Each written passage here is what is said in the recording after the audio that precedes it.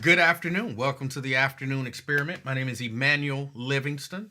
I am with you until, hold on, I'm with you until about 5 o'clock. Sorry. As is typically the deal, y'all know I had to break everything down for the weekend and bring it back up. Um, how's everybody doing? How was everybody's weekend? How has your week been? I know I'm late. I watched Tyson and Jake Paul.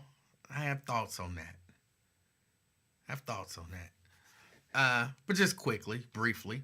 But of course, before I get to any of that, I have to say hello to people. Look, I feel like if you take the time to come in here and say hello to me, it's just respectful for me to take the time to say hello to you. So that's what I try to do. Robert Willis, good afternoon. Maria in the house. Maria Smith, representing North College Hill, good afternoon. Erica Hummins out there representing Reading, good afternoon. Anthony Prosser, good afternoon. And Dwayne Larkin, representing Mount Airy, round out the top five. Nate says Toledo in the house, all right. Then he says, actually, we're in the car, not in Toledo, but you know what I mean.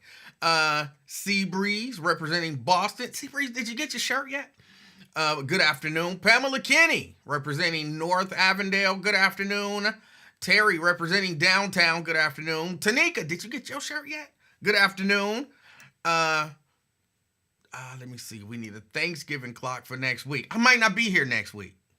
Actually, I might not be here the rest of this week and then be here next. Either I won't be here the rest of this week or I won't be here at all next week. One of those two. I got a lot of stuff that I have to do. Like when I leave here today, I got to go do a training. Not be trained. I have to go train some people doing some stuff. And then tomorrow, I have to go be trained doing. It's just so much going on. Just, y'all know how it is. Life don't stop, which is good. Let me see. Regina Denson Griffin out there representing Madisonville. Good afternoon. Regina sent me a message that she tried that blackberry ginger ale, and it is delicious. I urge you to try it if you know what I'm saying, if you like to indulge in, delicious soda, give it a go. Ben out there representing Mason, good afternoon to you. Logic Slayer, representing Gulf Manor, good afternoon. Ruby Samuels, out there representing Gulf Manor, good afternoon. Karen Dye Williams, representing the West End, good afternoon. Got Daryl Carpenter in the house. Daryl Carpenter, he's representing Forest Park, good afternoon. Nakia says, it must be nice to what? It must be nice to what? I don't know what you're talking about. Tanika says, was I in the top five today? No, you were not. Samuel Campbell Jr., representing East Walnut Hills, good afternoon to you. I think that's it. I got to everybody who said good afternoon. Regina says, yes, it was good. Yeah, I got to go get me some more. Oh, Jerica in the house, good afternoon. Sean Nutter, good afternoon. She said, where's little baby? Probably with her mama. I only pick her up on Thursdays and Fridays. I pick her up. Her mama books late appointments on Thursdays and Fridays, and she asked me, as a respectful young lady, she said, can you help me out? I want to book these late appointments on these 2 days because I can make a lot of money in these 2 days, and all I need is a little bit of help. And if you can pick her up on Thursdays and Fridays, that will help me out a lot. And I said, of course, it'll be my pleasure. So, that's what happens on Thursdays and Fridays. DeAndre Crosby says, yo. Well, yo to you too. I'm assuming yo mean like hi. Steban Speed, representing Westwood, good afternoon. Mary Birch Lavender, representing White Oak, good afternoon. Diane Huddleston Angel, representing Gulf Manor, good afternoon to you. Veronica Burdine, I hope I didn't butcher it, because it could be Burdine, but I feel like it's Burdine. Good afternoon. All right, let's get this out the way first.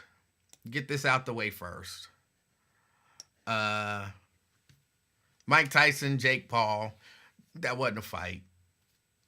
That was something. It was something. I really don't think Mike Tyson was trying, trying to fight. He was gonna get his money. He didn't want to, what I'm saying. He know he on, his boxing career is over. He knows that. And what happens then to Jake Paul if Jake Paul loses? That's pretty much it. You just got beat by a 60-year-old dude. You know what I'm saying? People, that would have been it for him. And Mike Tyson wasn't trying to do that. Mike Tyson, my guess is he's aware of who he is, his celebrity, and that fight could bring a lot of people, a lot of eyes, and a lot of attention to Jake Paul. He seems to like the guy. I've heard him say a lot of really positive things about Jake Paul before all of this. And, he seems to like the guy, and so he wanted to help him and make some money in the process. Who could be against that? I don't necessarily agree that it should be, count.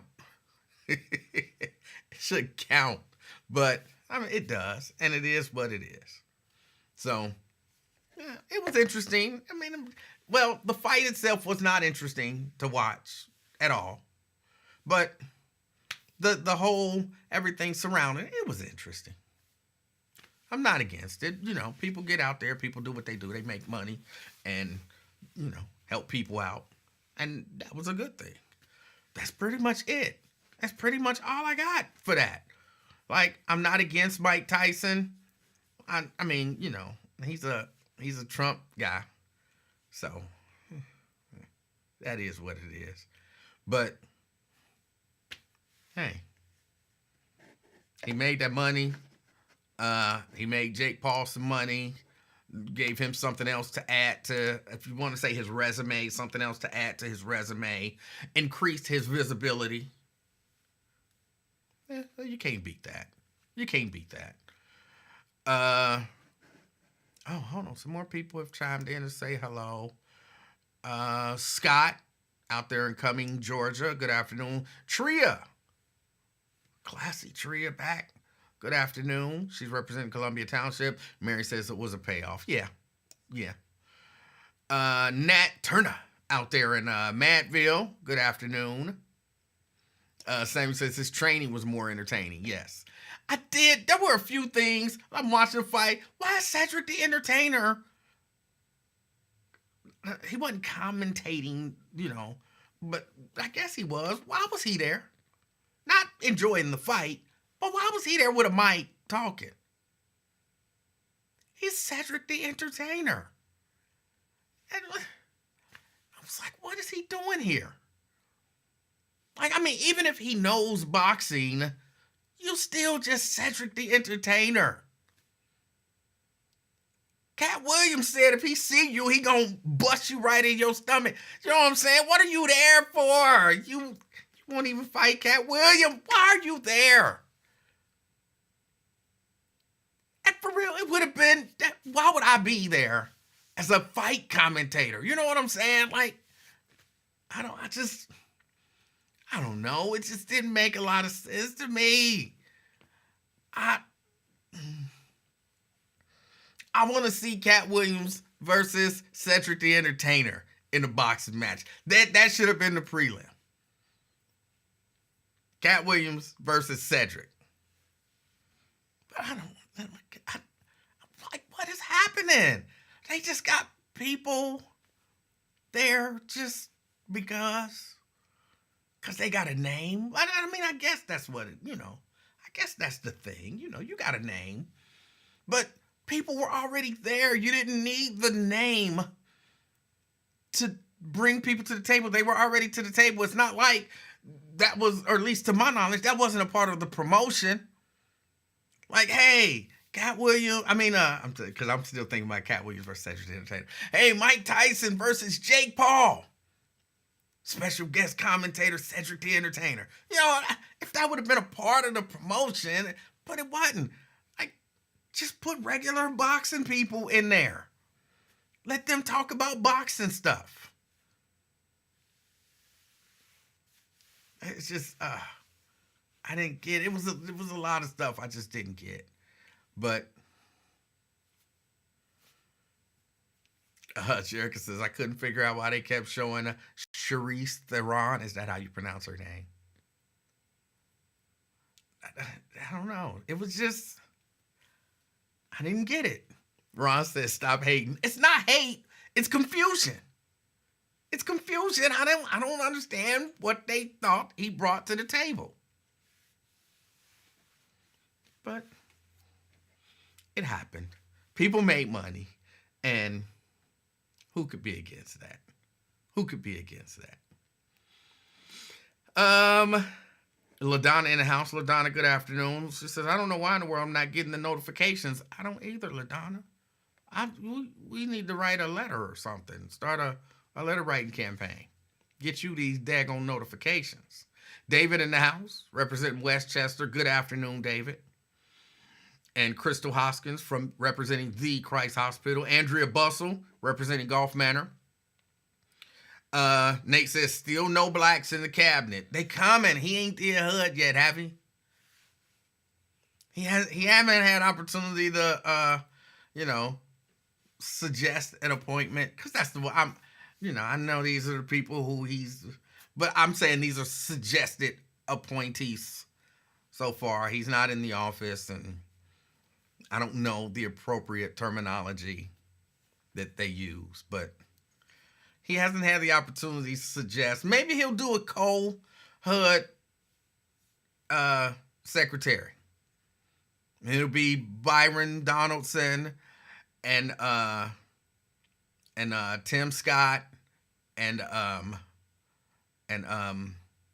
who's the doctor who was there last time? I don't know why I can't remember his name. I'm getting old. I'm finding that I don't remember a lot more stuff than I did. Like, it's not getting better. It's getting worse. Ben Carson. So, maybe he'll do a cold thing. So that, a lot of them can get a job. And he'll be able to say, those are my African Americans over there.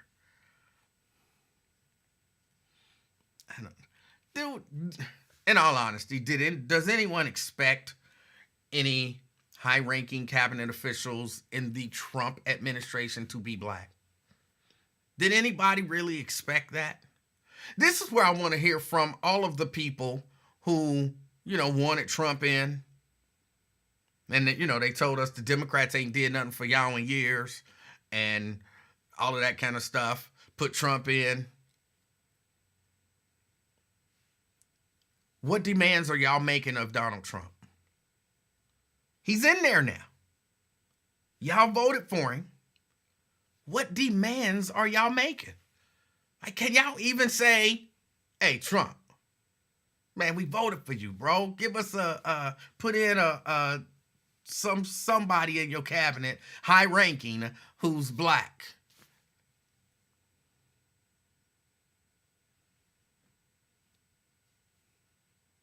Can you do that? What are y'all asking from the Republicans?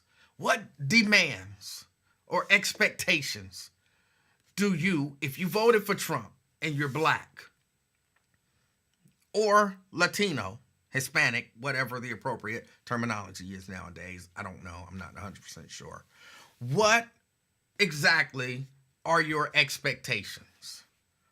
Because, again, I would get it if y'all say, I don't have no expectations of them because I don't expect anything from either party. That would be cool if that's what you were saying leading up to this. Like, if your thing was, I'm voting for Trump just because I love Trump. And not, hey, I'm voting for Trump because the Democrats haven't done nothing for black people in 200 years. So if the Democrats doing something for black people was even a part of your argument for Trump, what do you expect Trump to do? Because you can't, remember I brought this up a lot of times. You can't say the Democrats haven't done anything for us, so I'm voting Republican because I don't expect them to do anything for us. That doesn't make sense. It just doesn't.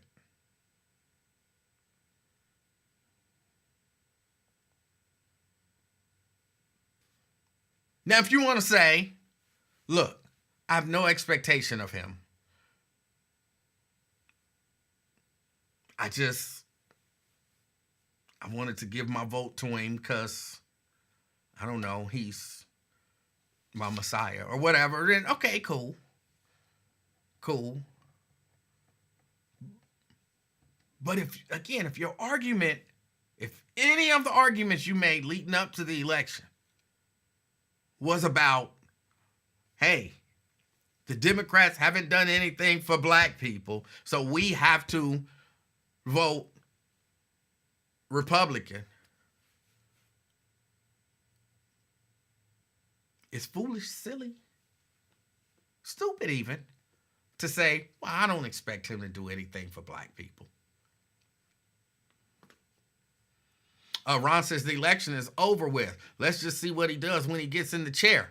No. See, this is why, maybe, you don't get anything done. Do you think all the other interests were saying, or are currently saying, I don't have any expectations, let's just see what he does? No. People are making it clear what they want already. Trust me, he's not meeting with people at Mar-a-Lago just for them to say congratulations. People are meeting with him to say, look, we supported you and we want something in return for our support.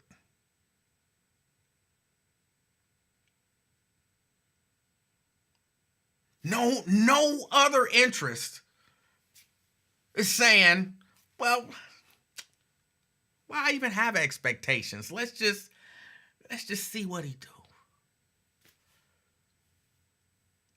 That is anti-strategic.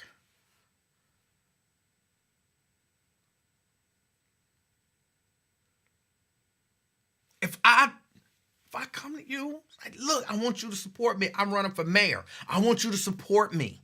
And you're like, okay, I'll support you.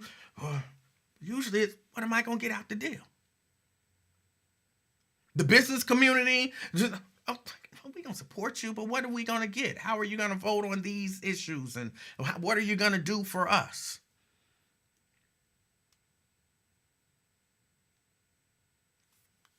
Women, okay, we'll support you, but what are you going to do for us? Latinos, okay, we'll support you, but what are you going to do for us? Black people, we'll support you, what are you going to do for us? Nobody's going to be like, okay, we support you. And I'm going to be like, well, what do you want? Oh, nothing. We just want to support you. You don't want nothing? You don't want me to, there's nothing that you want? Like, no, nothing that you want? No. We just wanted you to get in office and then we'll see what you do. Let's get in office and then we'll see what you do. Nobody does that. So I'm asking, he won the office. He's not there yet. What level of expectation are you putting on him?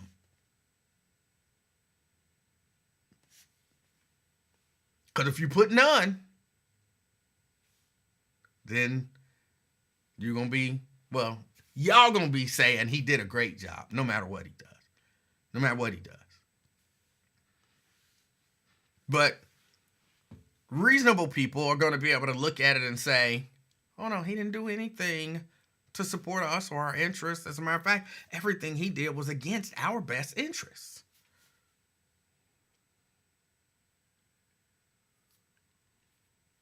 Ron says, we wanted to do exactly what he said he would do. Well, refresh my memory. What did he say he would do for black people? I don't remember. Refresh my memory, if you don't mind.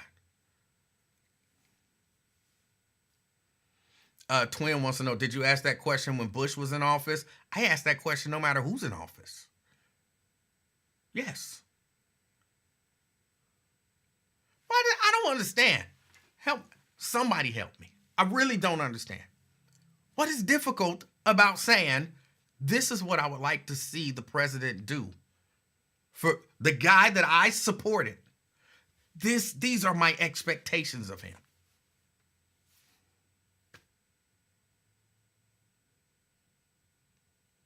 so hard about that? And then you get stuff like the same expectations we put on every president. Let him get in there and see what he's going to do. Hope that he will do it and wish for the best. Do you really think that's what the Latino community is? Well, they kind of are now. And we all realize they really probably just ass out. They really just probably ass out. But do you think the business community is saying, oh, we don't expect anything out of him. Let's just see what happens. Let's just see what happens.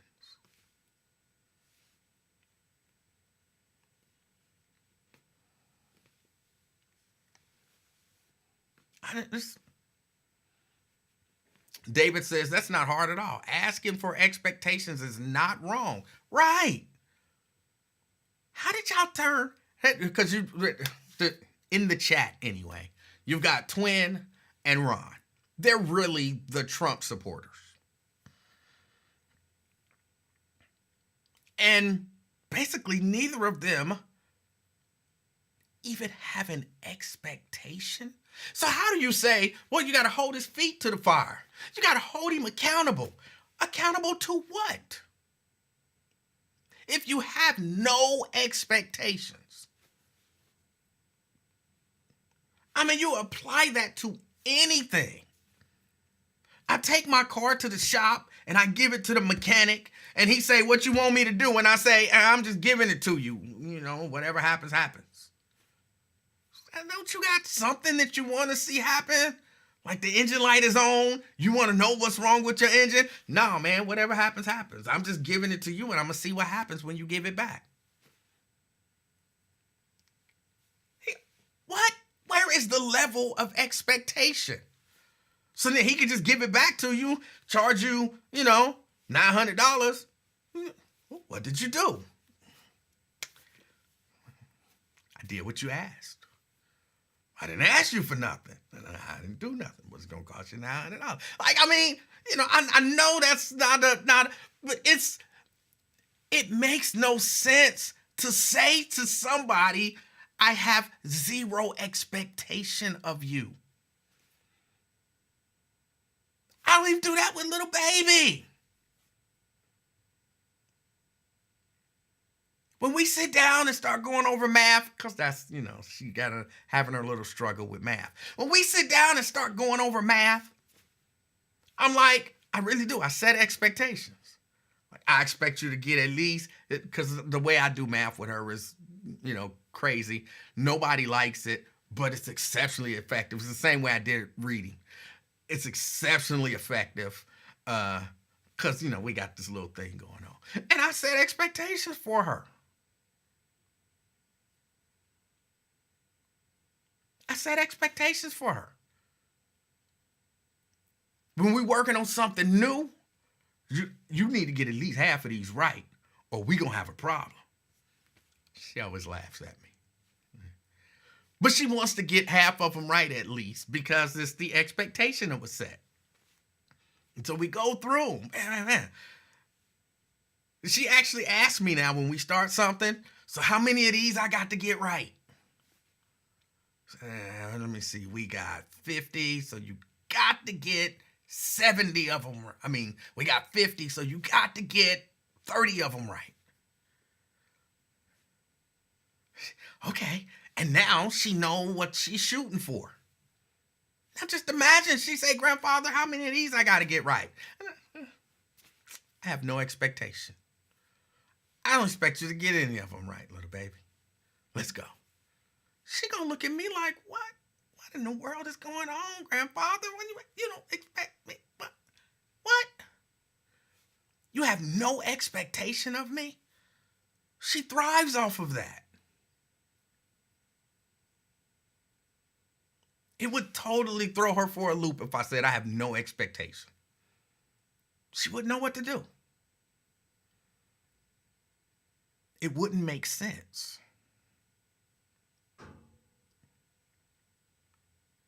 How do you know if he achieved or if he didn't achieve if the expectation is nothing? I don't know. Shahar says, why are you expecting common sense with people who don't have it? Set yourself up for disappointment. Unfortunately, they have to let them see the failures, fallouts, and blow up in their face for it to finally register. And unfortunately, we have to be in the sinking boat and damn near drown with them. Ron says, but she's smart enough to know the expectation is to ultimately get the homework done. Right, because there's an expectation. You have no expectation. I mean, for real, I'm talking, you a black man who said, I support Trump. I want him in office because the Democrats haven't done anything for us in 200 years. They haven't done anything for us. So I want Trump in there. What do you want Trump to do for you? What's the expectation? Well, none. I'll just see what he do. And it's too much to ask for there to be somebody black in his cabinet. In 2024, it's ridiculous for black people to look at the president and say, really, you have no black representation in your cabinet at all? You think that's wrong, bad, silly, foolish?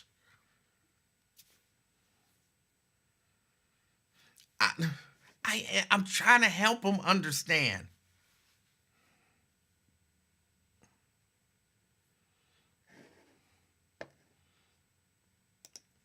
I want them to understand, like they setting not just themselves up for failure, but all of us up for failure.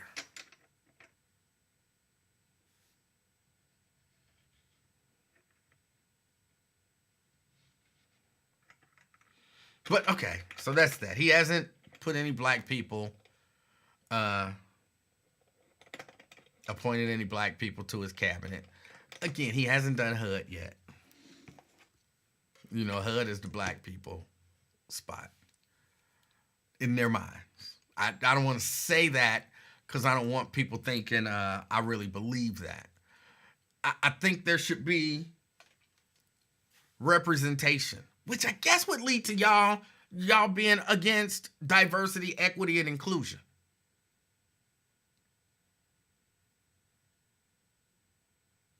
That would lead to the thought process behind people being against diversity, equity, and inclusion.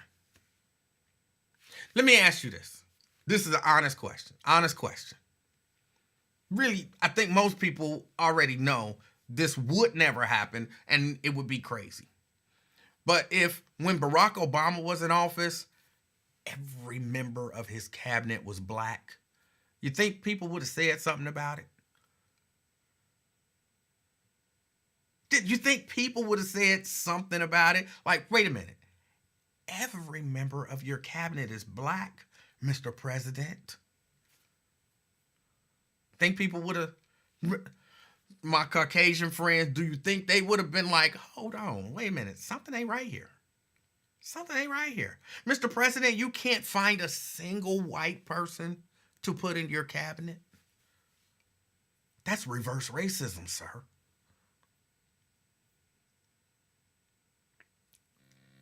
That would have been, for real, that would have been wow. That would have been just wow.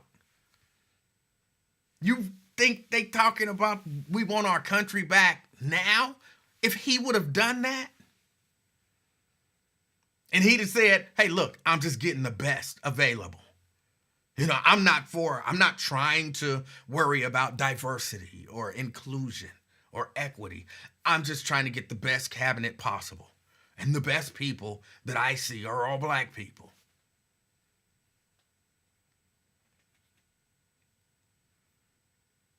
And if he'd have put 2 black people on the Supreme Court, I would have been okay with that. But you know they would have went crazy. Oh, you can't find no jurists who aren't black to nominate for a Supreme Court seat.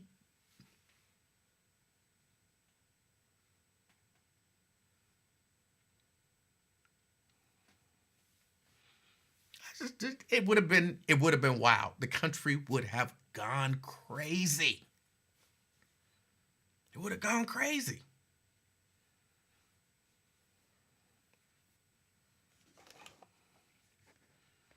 His press secretary, black. Chief of staff, black. Everybody, black. Okay, HUD, put a white person. Give him HUD. Come on, they would have been going bonkers.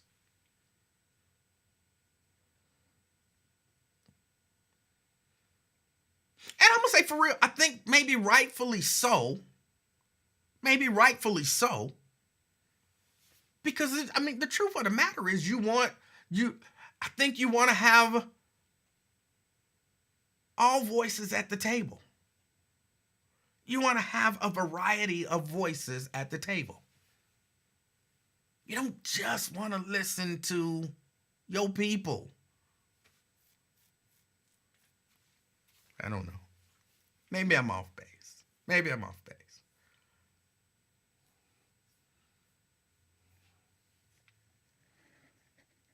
I have no expectations of Donald Trump. I have no expectations of Barack Obama. What do you want to see him do? It don't matter, whatever he do. He in the seat, just see what happens. I didn't hear. I read a comment. I was watching a show, and I read a comment where a lady, she was a black lady, and she said she's not going to be able to listen to talk radio or, whatever this is, these type of broadcasts, because she don't want to hear 4 years of complaining. Basically, I'm tired of hearing black people complain, is what she was saying. And I was like, sometimes I wonder, we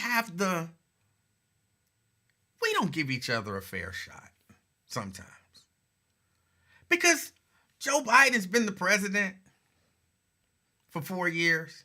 I listen to talk radio, and I've heard 4 years of conservatives complaining about Joe Biden. But somehow it's wrong if liberals complain about Donald Trump. I don't want to hear it. I just had to do something else. I can't hear all of this complaining. Black people just gonna complain for the next 4 years.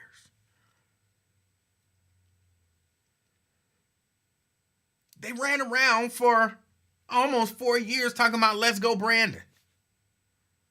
The election was stolen. Complaining about everything for 4 years, but it's wrong if the other side does it. We gotta hold ourselves to a much higher standard, I guess. But here's what I don't understand also. How do people expect you to hold people accountable if you're not allowed to look at what they're doing and question what they're doing and set some level of expectation?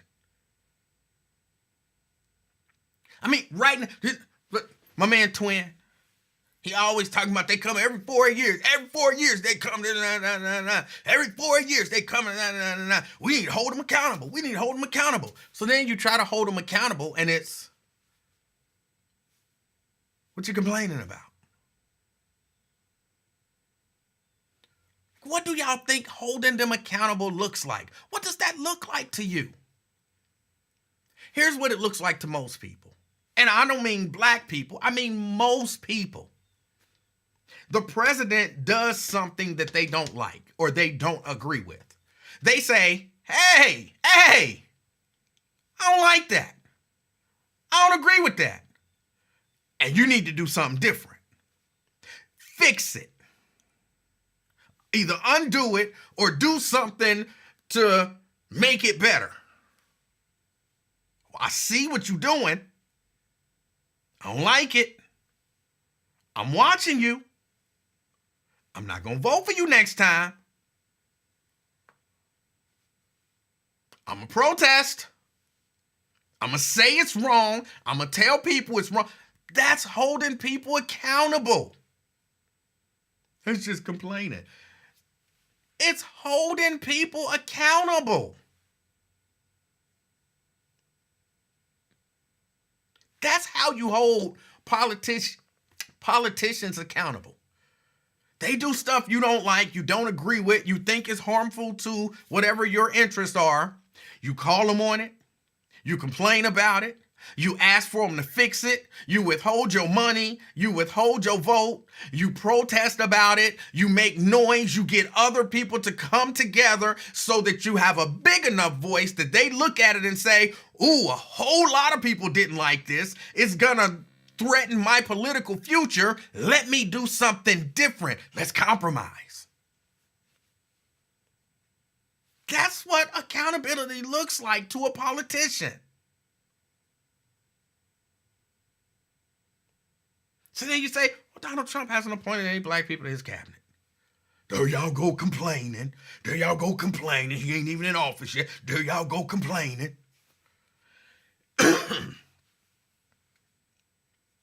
called holding him accountable.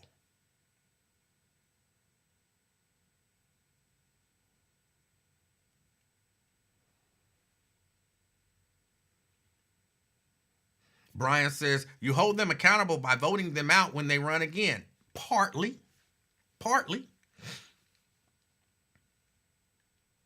Why do you think that you hear people lobby their representatives for different things? That's all a part of holding them accountable. You say, this is what I want. You gonna give it to me? If they say, yeah, then hey, I thought you said you was going to give me that thing. Remember when we had talked and you had said that you was going to do this? You ain't did it yet. I'm waiting. Remember when you had said that you was going to, I'm waiting. Hold on, bro.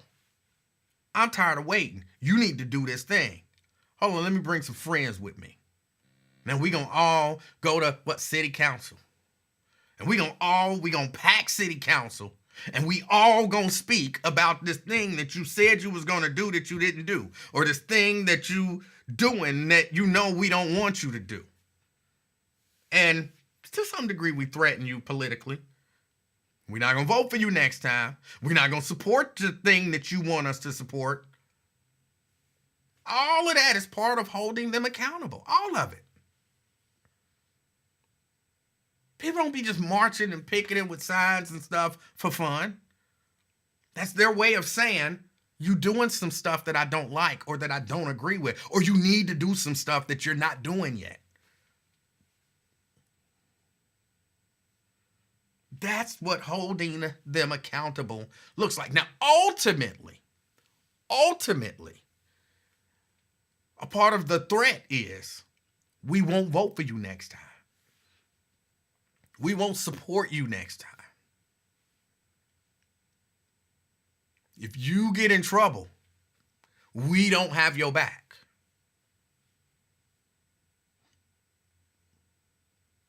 Ultimately, that's what that looks like. But all of it is holding them accountable.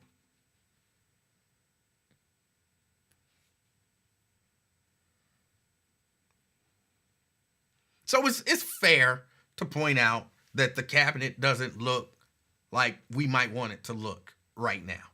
But it's also fair to say there are other appointments to be made. Let's see what he does, from the other side. I don't know that it's fair just to say, I have no expectation of it. Let's just see what happens. That sounds silly, foolish, even stupid to me.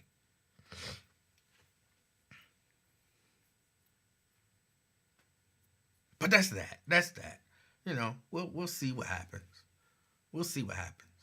You gotta watch. You gotta complain. You gotta make some noise when you see things going, and because I'm explaining this to y'all like y'all don't know this, and apparently there's a couple people who don't know. Brian says, I don't know that I agree. It sounds stupid. You don't? You don't agree that saying to whatever your politician is do whatever you want to do. I'm going to just see what you do. I don't have any expectation. You don't think that's stupid?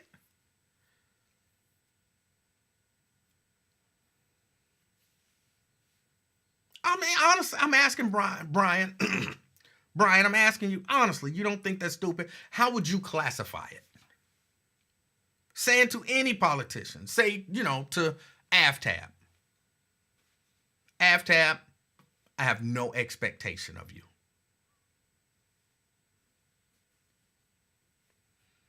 Brian says, no, I think it's wishful thinking and hoping, which is stupid. That's stupid. If that's your political strategy, just I'm a hope and think wishfully. If that's your political strategy, that's a stupid political strategy. It doesn't make the person stupid, but it's definitely a stupid political strategy.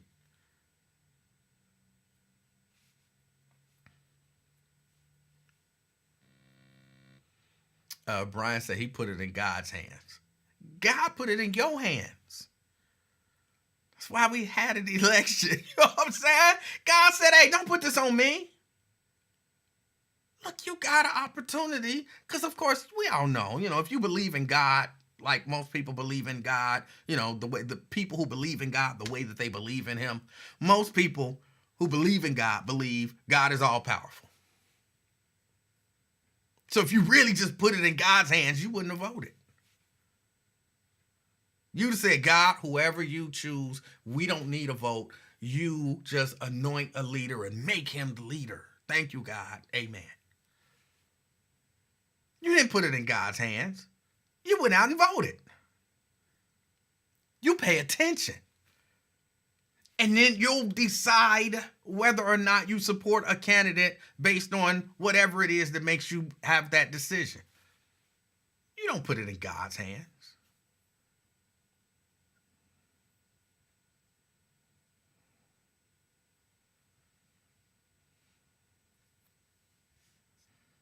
Brian says, I did my part. I voted. Didn't turn out the way I wanted it to be. But that's not the end of it. Well, for some people, I guess that is the end of it. But there are other people who say, okay, my person didn't get in. That's fine. But I still want certain things to happen. And so I still have a level of expectation. I still have a level of expectation for you. And you know what I'm saying? If we don't get no justice, you don't get no peace. You know what I'm saying? That is a level of expectation. That is a level of expectation. No justice, no peace. What do you expect, justice? What happens if you don't get justice? You don't get no peace. Even that is a level of expectation. So to say, I voted, it didn't turn out my way, so I just throw my hands up and say, whatever happens, happens. I will not comment on anything that may or may not happen. I don't have anything to say about what may or may not happen. It may happen, it may not happen. And whatever it is, I got to be okay with it because, no!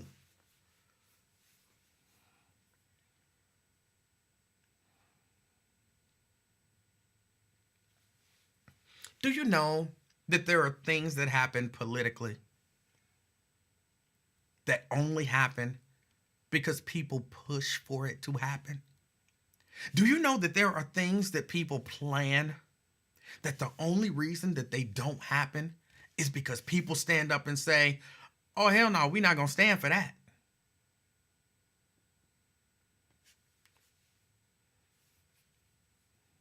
That's expectation. And I put it in God's hands.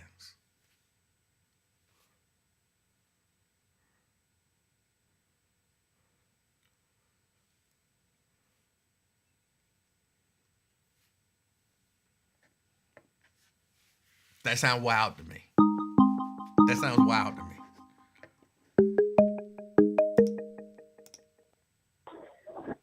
CK, Hey, what's up, Livingston?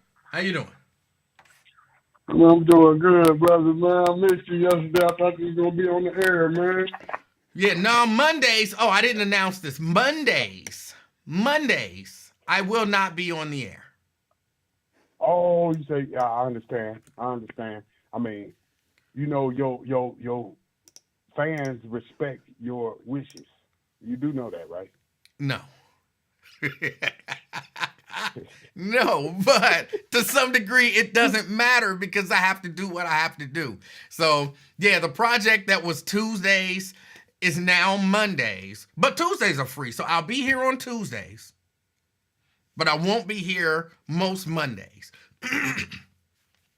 Oh, you saying you got to do what you got to do on Monday? It Yes. don't matter what the fans think at Yes. all. Zero. I Yes. like that. I like that. You can't live your life based on your fans on Facebook. Well, the fans You, don't end up paying the bills, and you know the stuff I'm doing on these is Mondays facts, is though. paying some bills. This is fact, man. I wanted to talk to you, man. We had so much, man, that went on, man. I wanted to holler at you, man. First, I What? wanted to get your mic. I don't like this. See Livingston, the guy I needed to talk to. I talked to Wyatt, but I needed to talk to Livingston. Oh, I don't like this narrative, sir. This the white boy went easy on Mike. Oh, bless his heart. No, I'm trying to tell my people he tried to embarrass the legend. He just couldn't do it, man. wait, But my people is falling for the banana. who Jake the said? Snake. Wait, who said that Jake Paul went easy on Mike Tyson? This is what I'm getting from the media when you watch the Sports Center and stuff. I mean, what you getting? I'm not sure, but I haven't heard anybody say that. Stephen A. Oh, I don't listen to I Stephen didn't. A. I can't take him. Hold on, but this is hold on, and let's just look at this straight up. It's a bitch move, man. I mean, you fighting a 58-year-old. I mean, come on, man. So most people gonna look at that kind of negatively. We understand the hustle part of it, but in real life, we know that you could hurt that man. You know what I mean? You could seriously hurt that man, and people ain't looking for that. No. So I think people kind of is looking at Jake negatively, like a kind of a coward or a bully for picking on the old man. Now that I 58? could see, like that's Okay. when people, I had a coworker at one point who threatened to punch me in the mouth, and people were wondering about if I would ever fight that coworker, and I was saying no, I would never fight that coworker. I am in my 50s. He is almost 80 or in his 80s. I'm not gonna fight Right. an 80-year-old man. So so I could understand how people could look at that and say, it have a negative opinion of Jake Paul either way. And this goes back to our conversation we had last week. I think you were putting a little much on it. I told you the guy, he ain't worth 20 million. I'm talking about it ain't worth giving Livingston 20 million to fight this guy. He ain't. Now, if he was 21-year-old Mike, then I'd say Livingston, you earn your 20. But come on, man. He's 58. I mean, I respect your price, but I think you're a little steep, Livingston. I think you're a little steep on the 20 million side with Mike. I'm just telling you my price. Now that, So, but how that's much why you I gonna charge said, Jake? but I said to you, not just Mike. I said Mike. I will fight Tyson Fury. I would fight Deontay Wilder. I would fight Anthony Joshua. I would any other top heavyweights. $20 million. Oh yeah, I got you. Now, what about a guy like Jake Paul? How much you gonna charge to fight a non-top heavyweight? I would about the same if he paid Mike Tyson 20. You know what I'm saying? Pay me 20. You know Oh, what you I'm said you ain't gonna saying? do me like that, Jake? But then, look, it wouldn't be a benefit to him, so I wouldn't have to worry about that. But that's about my Mm-hmm. price. Okay, I Yeah, would but fight Jake for 10. Okay, I Okay, got you. 15, 15, But 15. Because you know what I'm saying? It wouldn't be that big of a draw. But if you want to fight the King of Talk, then $15 million. I'll give you a deal. But the thing is, I'm saying I'm seeing the narrative, and I'm seeing a lot of our black faces on the screen make that excuse. They like, oh man, Jake took it easy on. I I just don't like that narrative. I think it's just like if me and you fought. I tried to knock you out, but I couldn't. So of course, at the end of the fight, I'm gonna hug you. But that don't mean that I went easy on you, Livingston. No, I So it's agree. ridiculous narrative. I think if anybody went easy, it was Mike Tyson.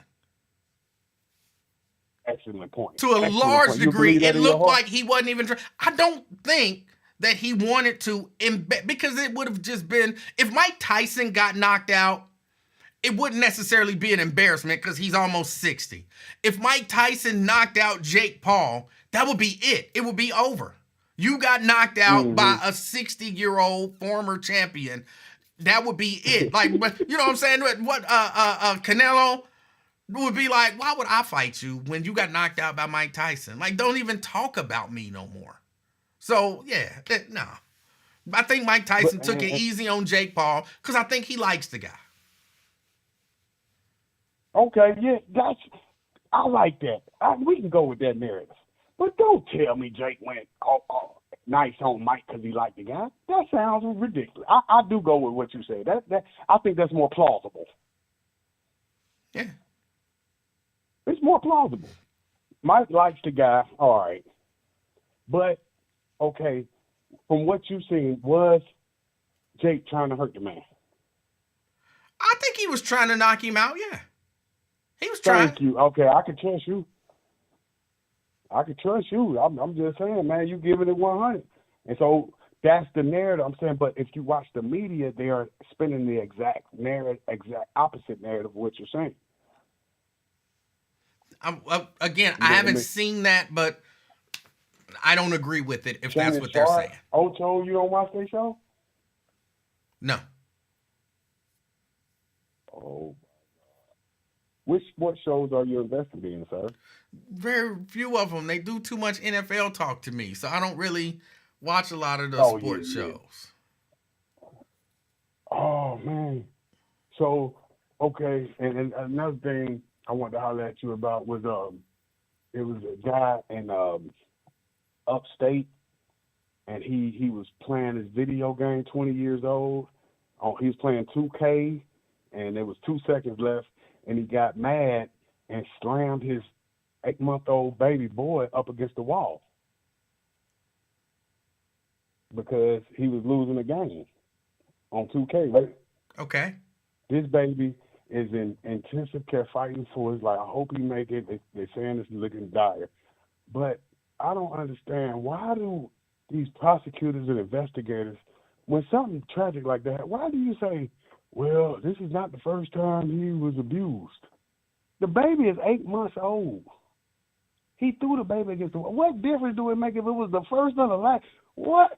This is bigger than this ain't the first time he was abused. Why is that the first thing they go to, Liz?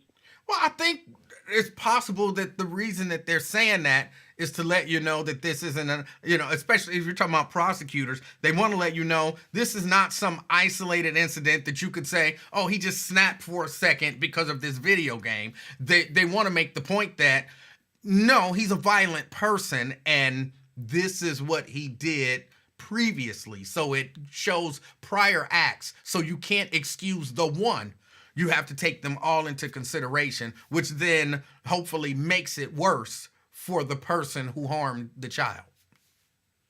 Sir, if you commit an act as vile as throwing a baby up against a wall, it doesn't matter if it was your first or 50th time doing it. That is but to some, irrelevant. No, that's not to the necessarily crime. true. To some people, it does matter. There are some people Okay. who would sit in a jury box and hear the idea that this person just had a some sort of temporary lapse of judgment and did this horrible thing, and find that as a reason to have some sort of mercy on the guy. But if you can say, no, this wasn't some temporary lapse in judgment.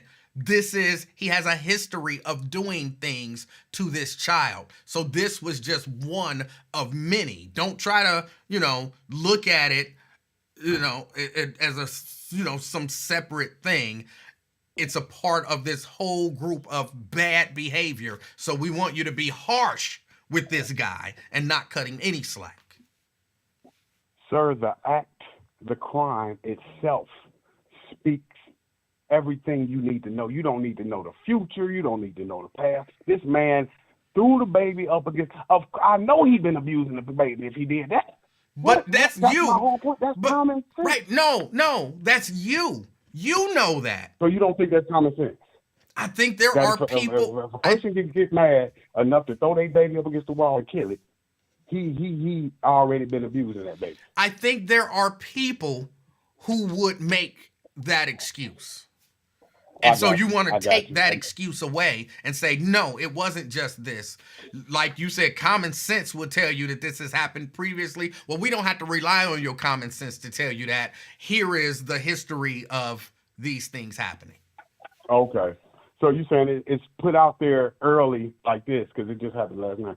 They're doing this to sway the juror to show that he doesn't deserve any type of mercy. Yes. If the baby dies. Yes. I got you. That makes sense.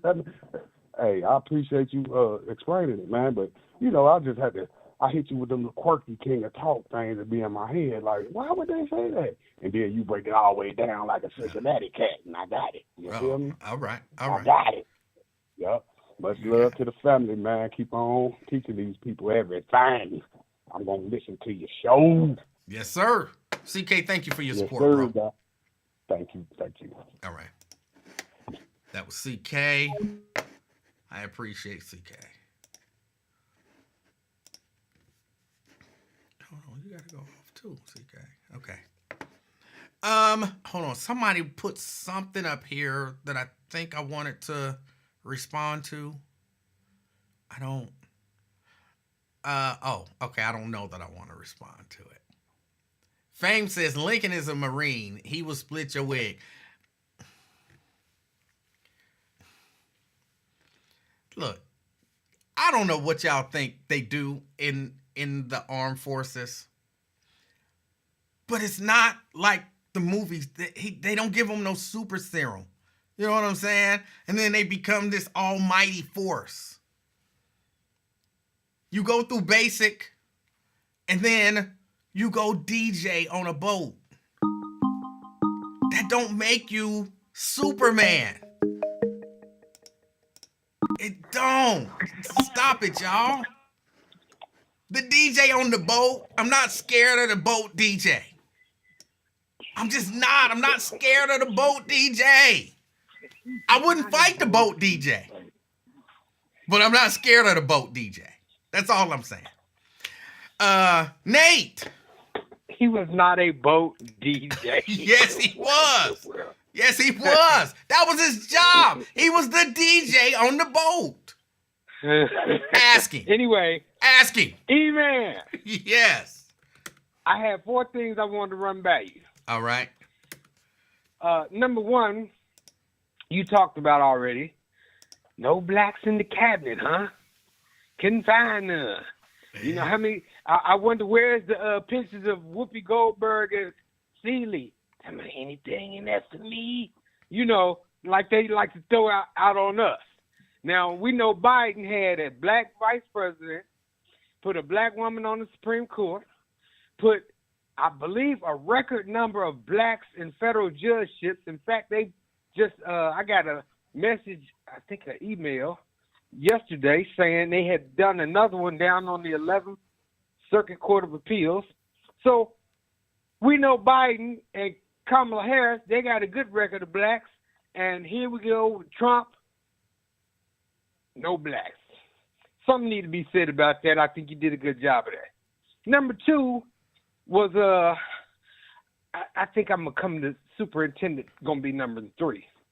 But number 2, okay, yesterday I watched a council committee. Why am I watching Cincinnati council committees, and I live in Toledo, I don't know the answer, but I would. They want to give $500,000 of y'all money. They want to take it out the health department's budget. And, of course, we know what that health department budget goes to. Mammograms, immunizations for little kids. I think they still got a dental department.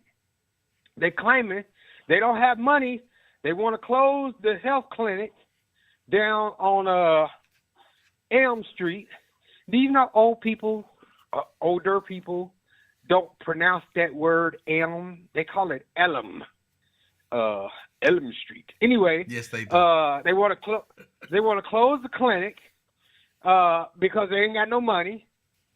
Even though that was highlighted as one of the ones that they wanted to fix, and I remember that during the whole campaign about the choo-choo train. But so the point is, somehow they went and found $500,000 just laying around the health department, and they want to take that money and give it to transsexual teenagers.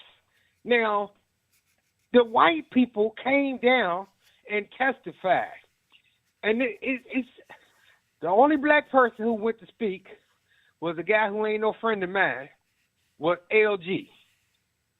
He went and spoke against it. He made, I thought, give credit where credit is due. I thought he made some good points, which is we just had a national election. They spent millions of dollars in Ohio with commercials attacking Sherrod Brown and Kamala Harris, saying y'all is for them and they, and y'all not for us. And so here we got a white councilman. Y'all got a white councilman who's done said we want to take $500,000 from the health department and we want to program it towards transsexual teenagers. Now, I'm thinking a lot of things. Just how many transsexual teenagers do y'all have in Cincinnati? Why would you take that amount of money? In the grand scheme of things, is it a huge, is it a budget buster? I don't know. But I went and looked at, because I remember they were talking about taking some money and doing an anti-gun violence program, and that they went and found they could only find, I think it was $275,000. So you got $275,000 for the anti-gun violence program versus $500,000 for the transsexual kid program.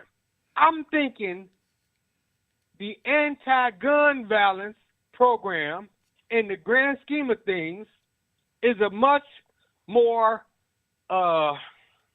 justifiable expenditure of public funds than transsexual. Now, they was using all these words. I don't even know what half of them meant. Well, I can't say half. A lot of them, I think they had maybe about 9 or 10 different white people came down there and spoke in favor of it. And most of their speeches went something like this. Hi, my name is Amy, and my pronouns are her and... How did that go? My pronouns are her and she? I don't know. Yeah. And I just want to tell you now, one lady, she said, my kid came to me when they were 5 years old and told me that they were transsexual. Now, that made me stop for a minute. I said, wait a minute. Because, I got about 100 kids. So I don't remember none of them when they was 5 years old talking about they were anything sexual. They were kids. So that made me worried. She said, and we didn't know what to do, and we basically did nothing until the child turned 9. And then when the child turned 9, and I can't remember if this was a boy child or a girl child, we went and sought some transitional assistance. What's the little buzzword that they kept using all during the campaign? I can't remember, but I like transitional assistance. Yeah. And I'm like, what? And so basically, almost every last one of them was a well-to-do white person down there talking about they got a transsexual kid and they wanted to take money to help other transsexual kids. And Children's Hospital was somehow roped into this. I don't know what they got to do with it. I guess they the ones giving out the transsexual training or treatment or counseling. I don't even know what it was all about. Vernon says gender affirming care. Gender affirming care. Yes. It's like, come on now, this is too much. Didn't y'all learn y'all lesson?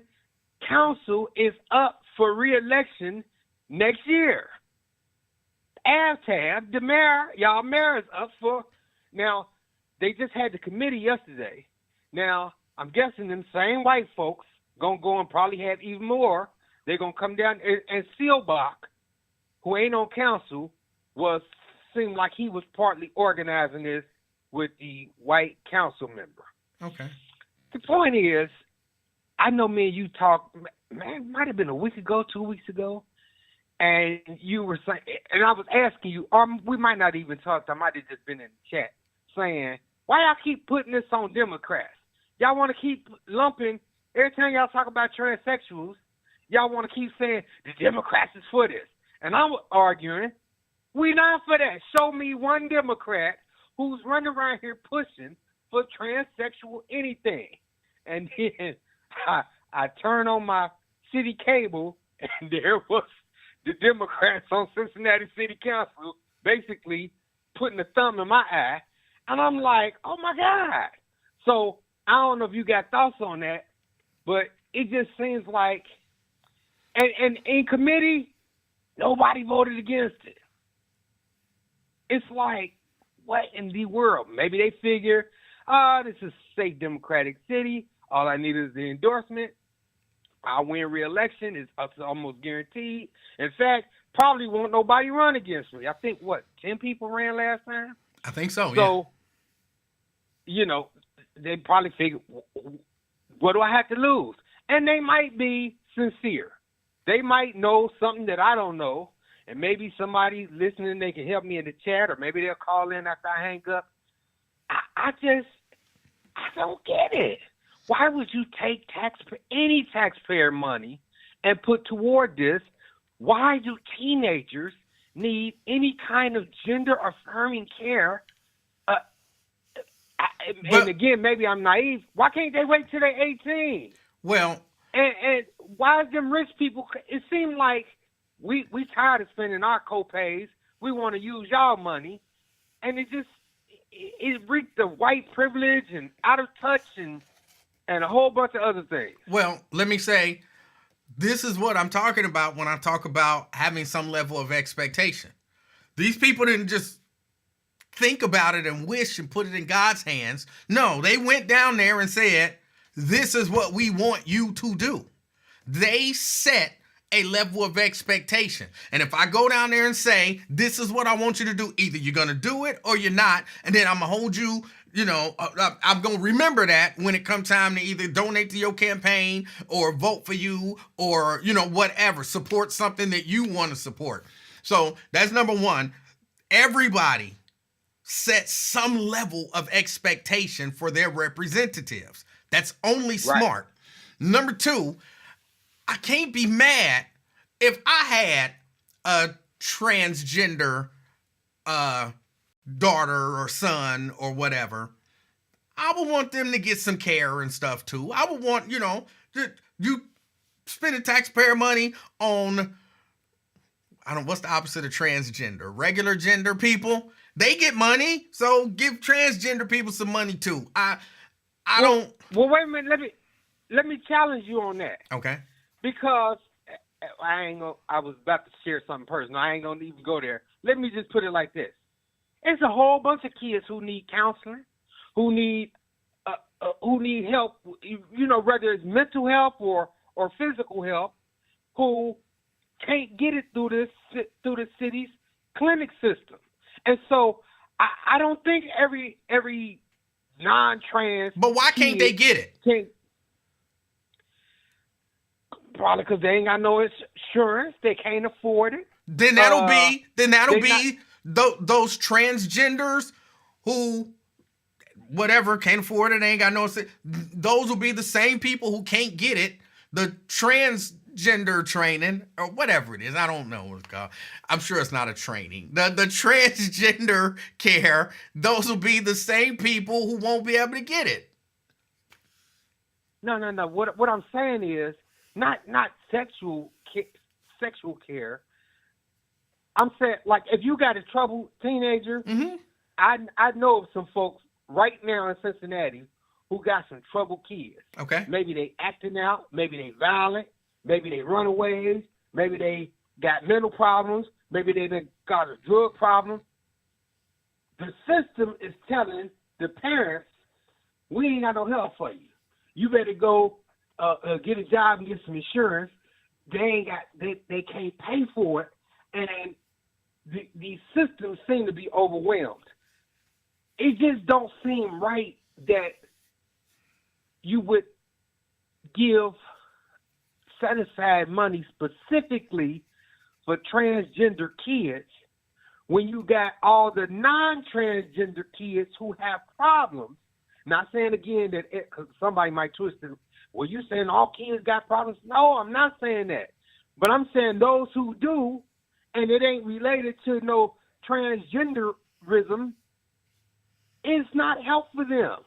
And so it just seems wrong that you would take and you would prioritize, you would put at the top of the list transgender kids who need help with gender-affirming care.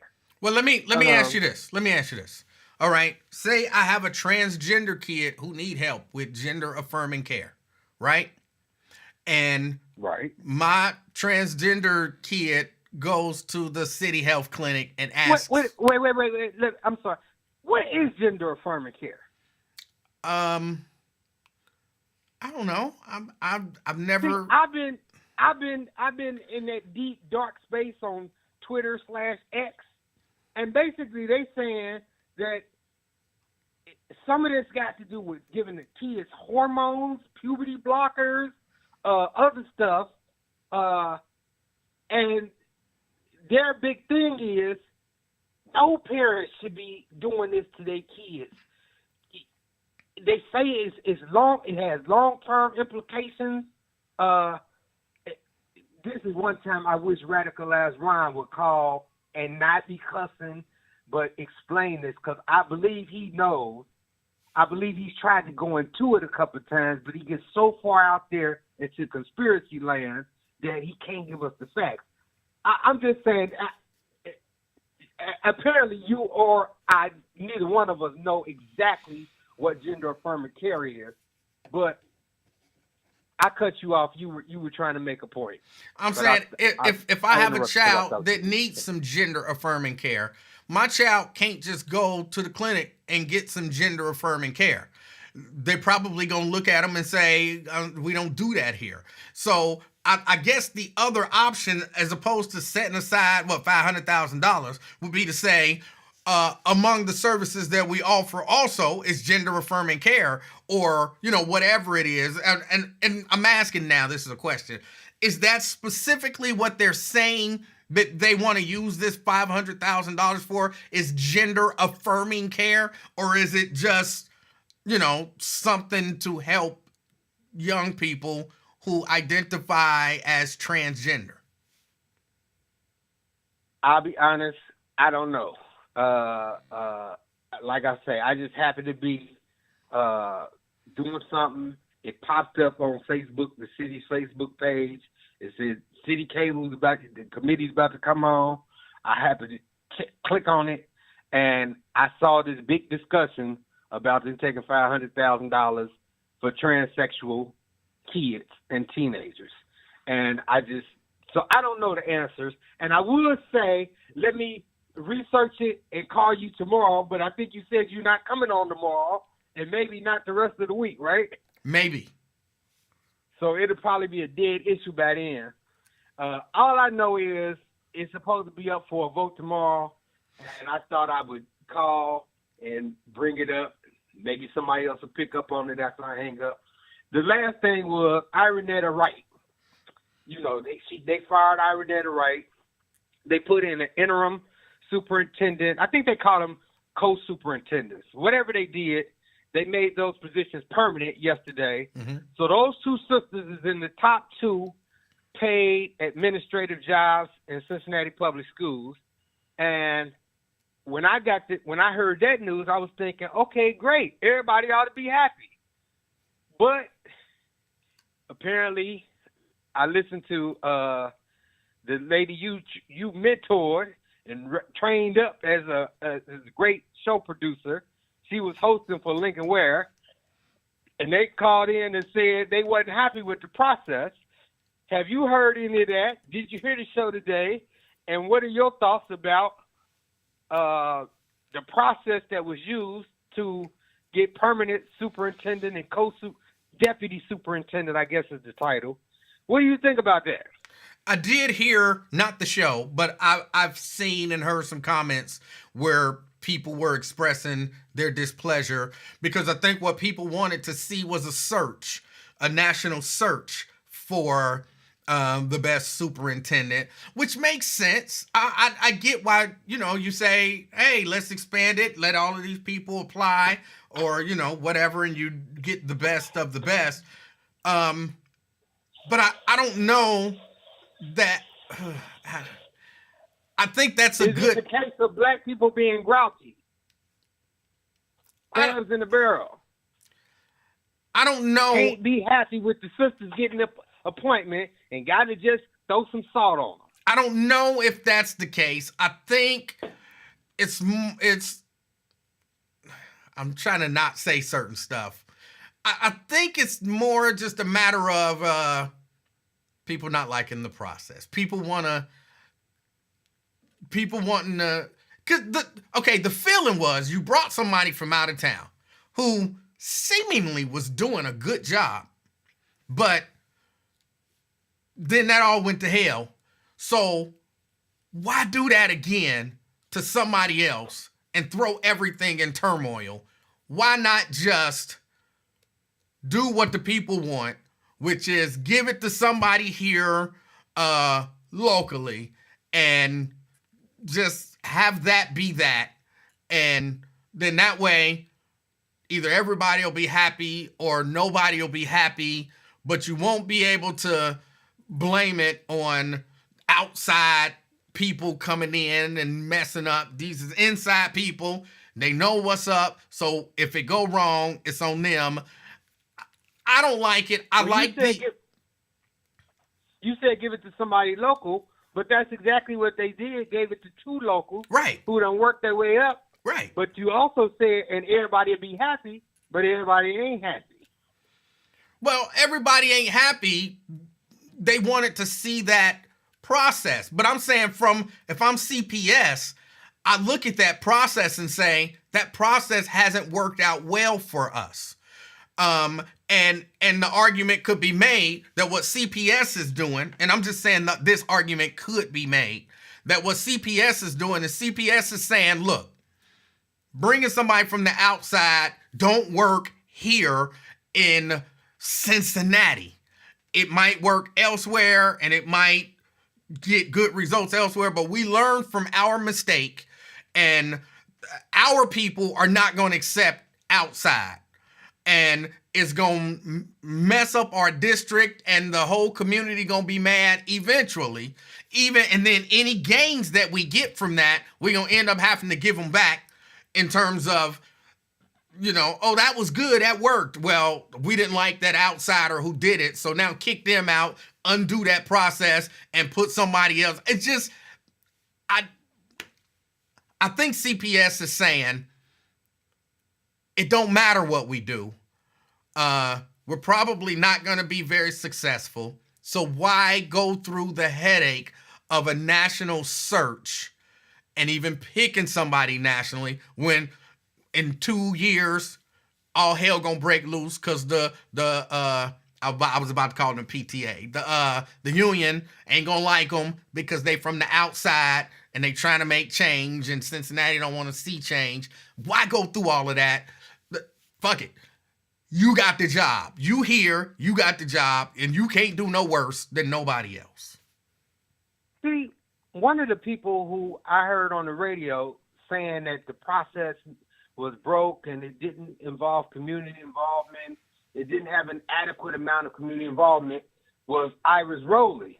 And she compared it to the process that was used to pick, I think now, y'all done had 5 chiefs in the last 15 years or something like that. I could probably, if I really struggled, I could probably name them all. And that process has resulted in, y'all got a white woman who, for what I could see from the outside looking in, she's not doing a good job. I mean, crime might be down nationally. I believe those statistics, but it don't really seem like that lady is doing a good job. Do you think she's doing a good job? I don't know. I ain't been robbed. You know what I'm saying? I don't know. But I just... Well, that's a good thing. I don't know. I think it's probably all the same. I don't know that policing cuts crime. I don't think policing is what gets rid of crime. Policing might push it to a different area or, something like that. But I don't think policing gets rid of crime. So. All right. Actually, I said 4. I think I gave you 3, but whatever the 4th one was, I can't remember. So I'll have to hold it till next time. All right. Unless you got more questions for me, you're out of here. I don't have any more questions. All right. Well, I don't know. I honestly don't think policing has much effect on crime at all. But that's just me. Shoot, I think it was something else that I wanted to discuss.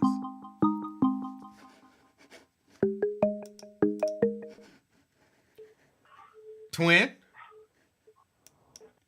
What's up, young blood? How you doing, old blood? I'm about to cuss you and your brother out. Why would you do that? Well, y'all come up with some stupid questions. Like what?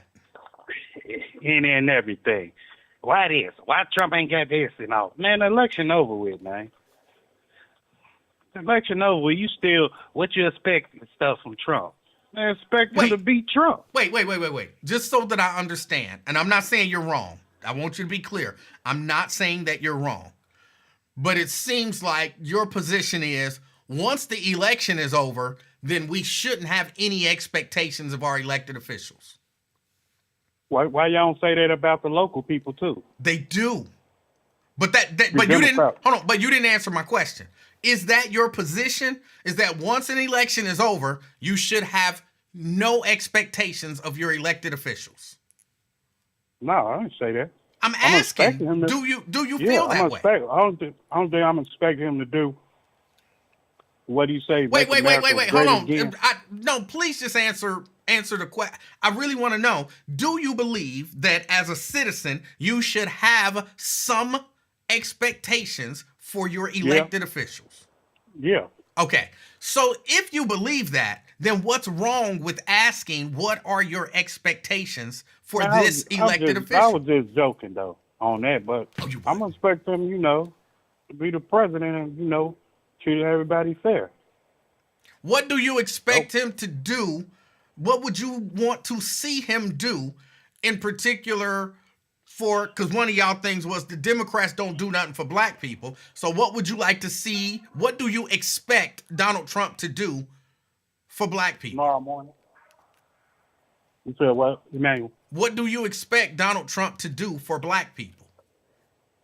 I mean, when he went in there and said what he gonna say, he gonna do when he went to the black community or whatever. What did he say? Whatever he respect. I mean, whatever he said to him. No, I what can't did he recall say? on him. I'm asking you. I can't recall on him, man. So you have no expectations of him, is what you're saying. I mean, he said he goes lower the taxes and inflation and all that extra stuff, and get rid of that LGBT stuff, gender, whatever they try to do in school. So turn you- them sexual. That was never, hold on, but just twin, you don't honestly believe that kids was going to school one day as a boy and then come home that same day as a girl and done had gender reassignment surgery? It's a possibility. It is all not. this stuff that's going on. It is not. All this stuff that's going on TV and stuff. Twin, it's not even a possibility. It's not. How you know? Was you there? No, because it didn't happen. Okay. You don't know that. Gender reassignment surgery is not an outpatient procedure that you can do during school hours. I ain't talking about surgery, man. I ain't talking about that. That's what he said. He said kids go to school a boy and they come home a girl and the parents didn't know nothing about it. He said that. I thought he was talking about. They go home and come home with their sex change or something like that. Yes, I mean, that's they what having surgery. I mean, right. That's what he said. but they had surgery after school. Exactly. See how little sense that makes? Oh, I don't believe that. Right. That they leave home and then go to school and have surgery. No, I don't believe that. But Right. if they leave home and come back as a cupcake, I believe that. But that surgery stuff, no, I don't believe that. That part, but they leave to go home and leave home, come back home, I think from school as a cupcake, I believe that issue. But surgery, no. First of all, you gotta heal first. If you're doing all that, Right. You got to heal. So it's probably not happening all in one day. So we can agree, Eli. But the election is over. no, I don't believe that. Yeah, the election is over. My question becomes, I was asking about the expectation. So what do you expect him to do about the LGBTQ thing to make it go away? Don't bring it up. Don't even talk about it. You really believe he's not going to talk about LGBTQ issues? I mean, I hope he don't push their issues, whatever right they try to pass on him.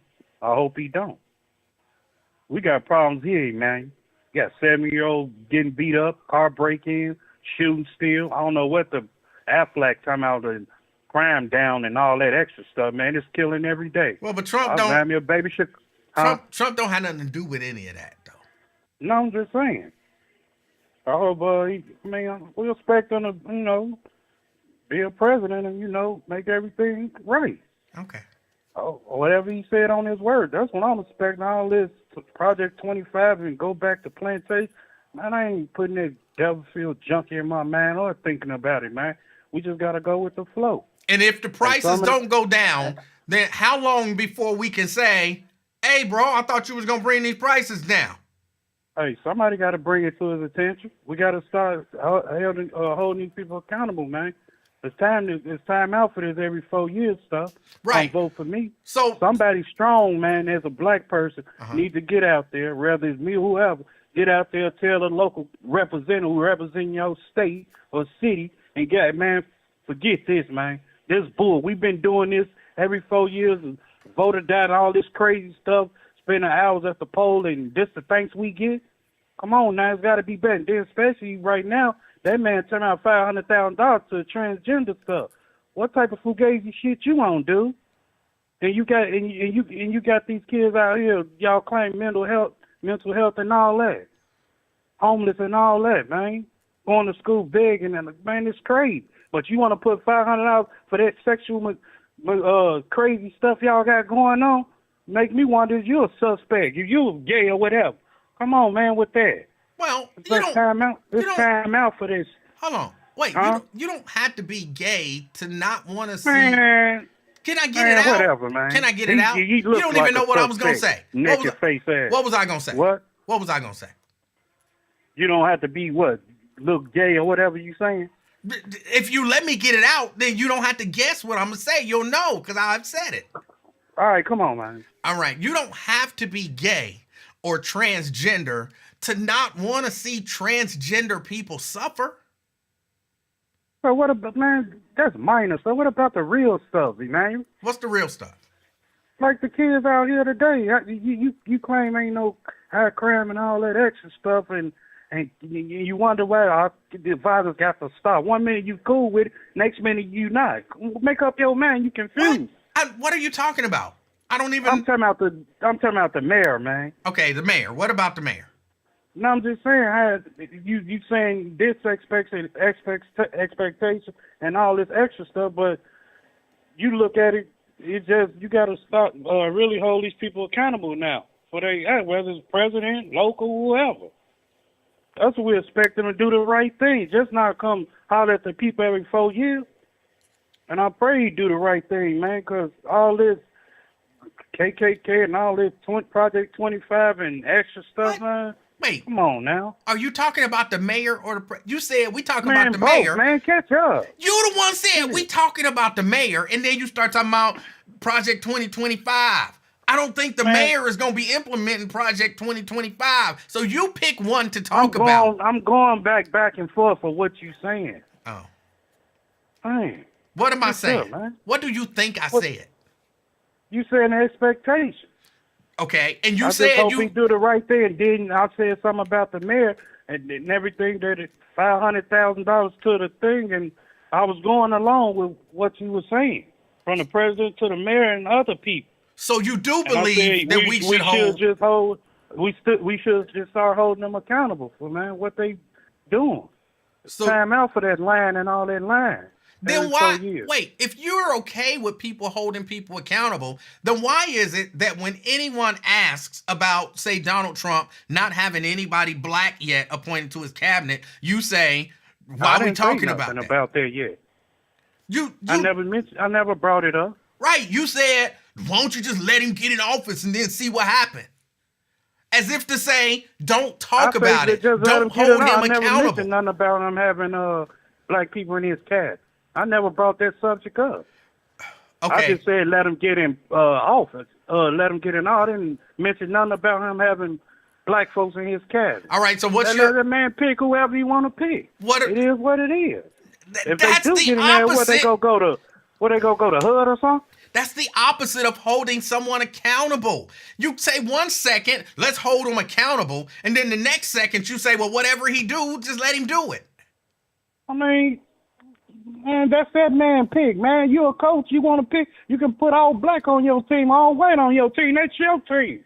I ain't telling you, man, it is what it is. No, it ain't what it is. No, it's not. That's what I'm saying. You can't, 1 second, you can't say, let's hold these people accountable. And then when we talk about holding your guy accountable, say, no, just let him do whatever he want to do. That ain't my guy, man. That ain't my guy. Even though I voted, that ain't my guy. He is clearly your guy. No, he ain't. Just because I voted for him, they don't mean he my guy. That 100% means he is your guy. So you vote Democrat. You voted all Democrats on the ticket.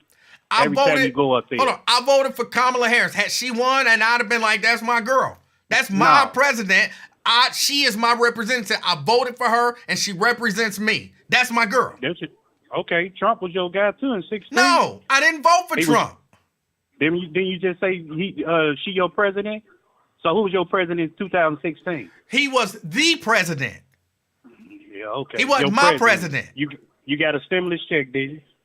Oh, did I get a stimulus check? I believe so. Yeah, you got one. And you cash. I got one from that's your boy. I got one from Obama too. Trump. Obama didn't give out stimulus checks. Yeah, he did. Huh? Yeah, he did. I thought he gave it to business. He didn't give it like Trump and Obama Bush gave did. out stimulus checks. I can't recall. I do. I don't recall. I remember Biden giving them to Trump and Bush. I don't recall him giving straight stimulus check to people. I remember. Obama. I remember how he gave them to the business. I don't remember him giving them to people. I remember. What year was this? I don't remember what year. Because I know you lying. I don't remember him giving out no stimulus to only business and everything. I don't remember. I can't recall him giving out no stimulus to to people. He did. Okay, if you say so. I can't recall though. And so you expecting that Donald Trump is gonna do another Man, let him stimulus be, check. man. I get tired of talking this shit, man. It is what it is. He the president, is over with. Final call. That's it, man. Again, you Shit, can't ain't now 1 one I'm second doing say enough for what us. it. Hold on, So well, what's the no, difference? wait. So if that's the case, don't say shit about the mayor.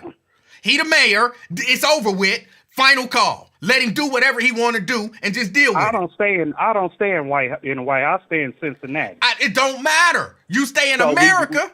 You stay in America, And and he the president of America. hey, now one of them ain't doing no white or black. So now what? We ain't getting nowhere. What we get? Nothing.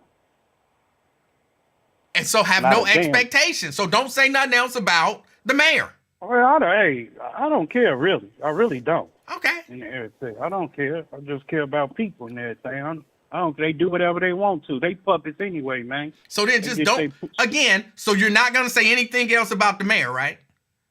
No, I'll cuss his ass out if I But got to. but you're not going to comment on anything else that he does. Probably will, because he go do some fuckery shit. Hold on, but I thought the mindset is Hey, man. the election is I change over, like the weather, he man. the mayor, I change like and the just weather, let it be. player. Well, that's Hey, not a good thing. Hey, player, you saw the boxing Saturday? I saw the boxing on Saturday, yes. Oh, what you think about it? I think the fight happened, it's over with, and we move on. You probably like that part when he kissed dude and turned around, did you? I don't even know what you're talking about. You know what I'm talking about. No, I really don't. When he first came out, Mike Tyson. Yeah, no, Did you I don't see know the what you're girls talking about. fight? Yeah. Oh, that was a good fight. She got robbed, though. Oh, girl. That was a good fight. I thought she got what robbed else? too. Huh? I thought she got robbed too. I ain't know if you watch boxing or not. I watch boxing. I just thought you just watch wrestling. I watch both. I'm What else well-rounded. So I can cuss you out, fam. I'm well-rounded and cultural. I guess so, man.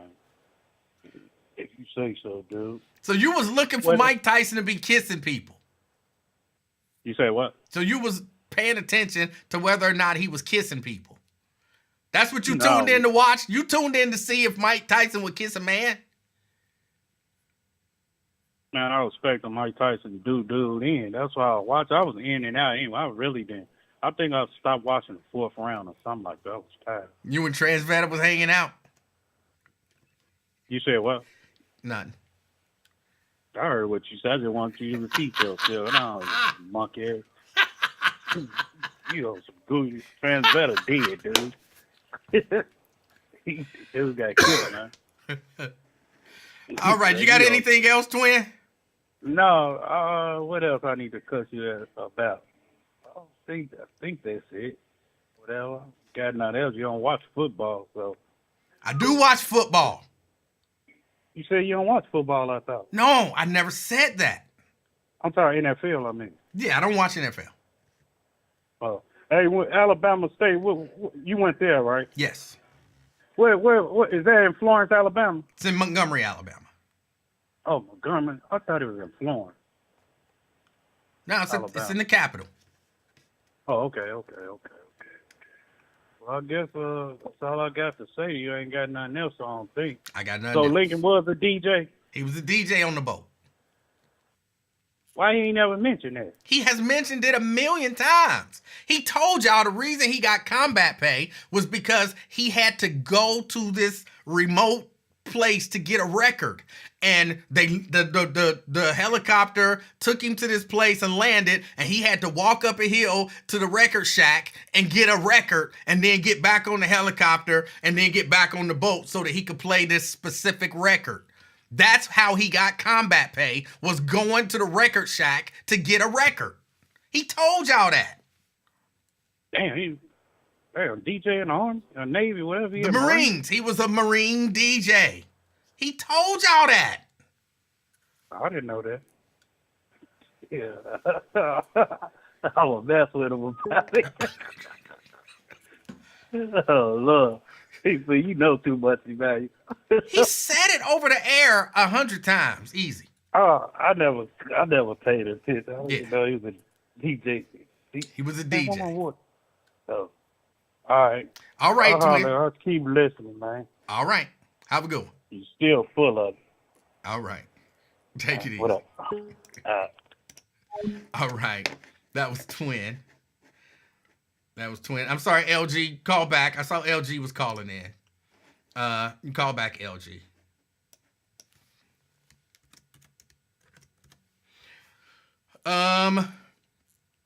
What else is going on? Right. He has mentioned that. Nat says Lincoln mentioned he was a DJ on the warship 1 million times. Right. Like, I'm not saying anything like, oh, you're taking shots at Lincoln Ware. Telling the truth is not taking a shot. That's what he said.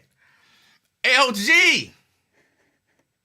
Emanuel Livingston, what's going on? What's going on with you, LG? Not too much. Hold on. Before you start, are we in a better position now? Then where? What are you talking about? Last time I talked to you, the last thing you said to me is, when I see you, it's on site. Oh, yeah, your brother smoothed that out. Don't worry. Oh, okay. I just want to check. I'm saying? I want to be ready. Your big brother smoothed that out. Don't worry about it. We cool. We got the Cold War going. Don't worry about it.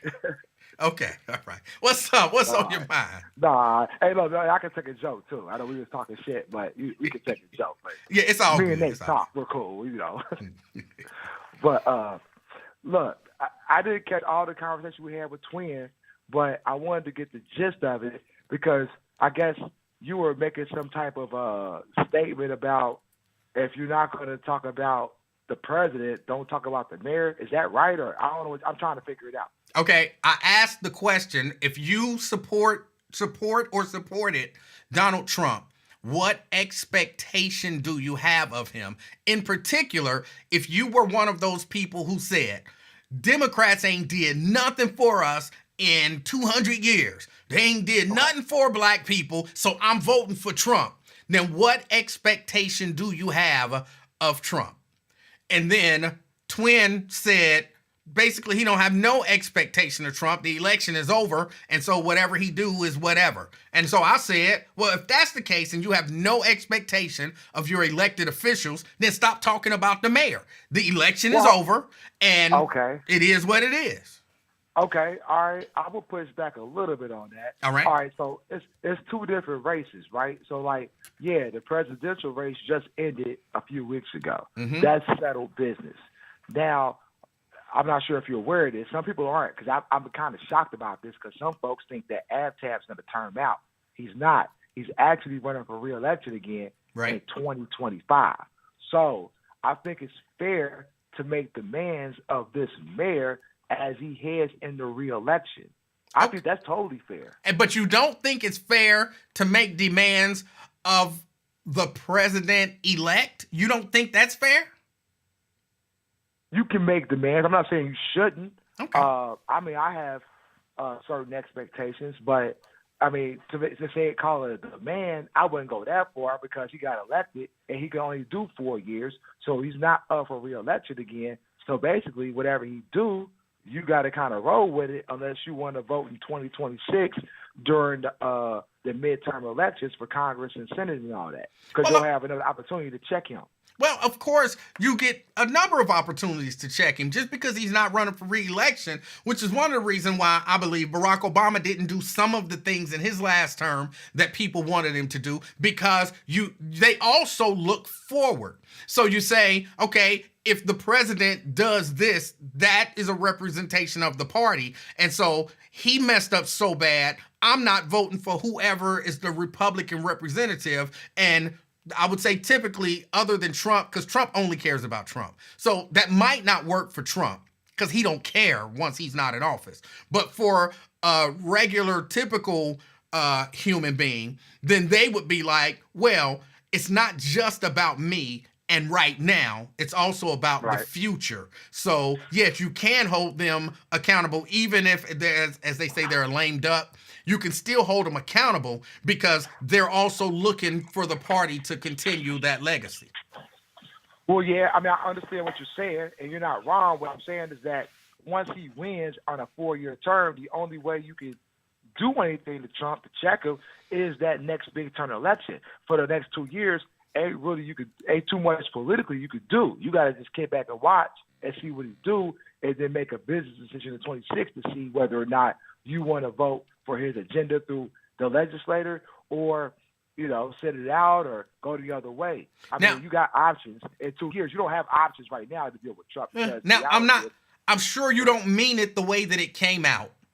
Go ahead. And that you acknowledge, I'm sure that you acknowledge that you do have options other than waiting for 2 years. You can lobby, you can protest, you can do all kinds of things. You don't just sit back and say, okay, whatever happens, happens. I'm quiet as a church mouse. And if he do anything, oh, well, in 2 years is the only time no, people protest, people lobby, all of that stuff happens. Well, yeah, no, so I hear you on that. And I think lobbying takes finances, right? So like now it becomes a matter of whether people are willing to put the money where their mouth is. I ain't got no control of that for other folks. But to the protesting piece, and I'll get into that right now, you see, I've been out here in the streets locally. So, like, I'm not going anywhere as far as my protest locally. The election federally is over. I'm not about to run up on Greg Lansman, who I don't agree with, okay, because I understand that his vote in Congress now really don't mean anything because the Democrats don't control Congress. So I could ignore him. And the Republicans control the Congress and they control the White House. So whatever they do is what they're going to do for the next 2 years. Now, if I have a problem with it, I'll be vocal, but I don't anticipate having any problems with them. My focus, personally speaking, and people say this all the time, all politics are local. So if you don't run your backyard, you really don't run anything. So if you're yelling at Trump about what Trump doing, Trump ain't paying no attention. And quite frankly, what Trump and the federal government does to you doesn't really impact you as much as it does with the school board, the city council, or the mayor. I think that's fair to say. I would agree with that. Okay, so basically, I went down, because I'm an advocate, all right? I went down to City Hall yesterday when I found out over the weekend, I didn't know he was doing this. I read the news and saw that the council had put under Budget and Finance Committee agenda a motion to prioritize transgender, not even mental health, but just transgender health, generally speaking, and make that a line item in our general fund budget. I got a problem with that. Now, look, people can live the lives they want to live. I ain't got no problem with that. But when you start involving taxpayer money in transgender health, yeah, I got a problem with that. I don't think that's appropriate. I went down there and go ahead. How are they defining transgender health? Exactly. That's a good point.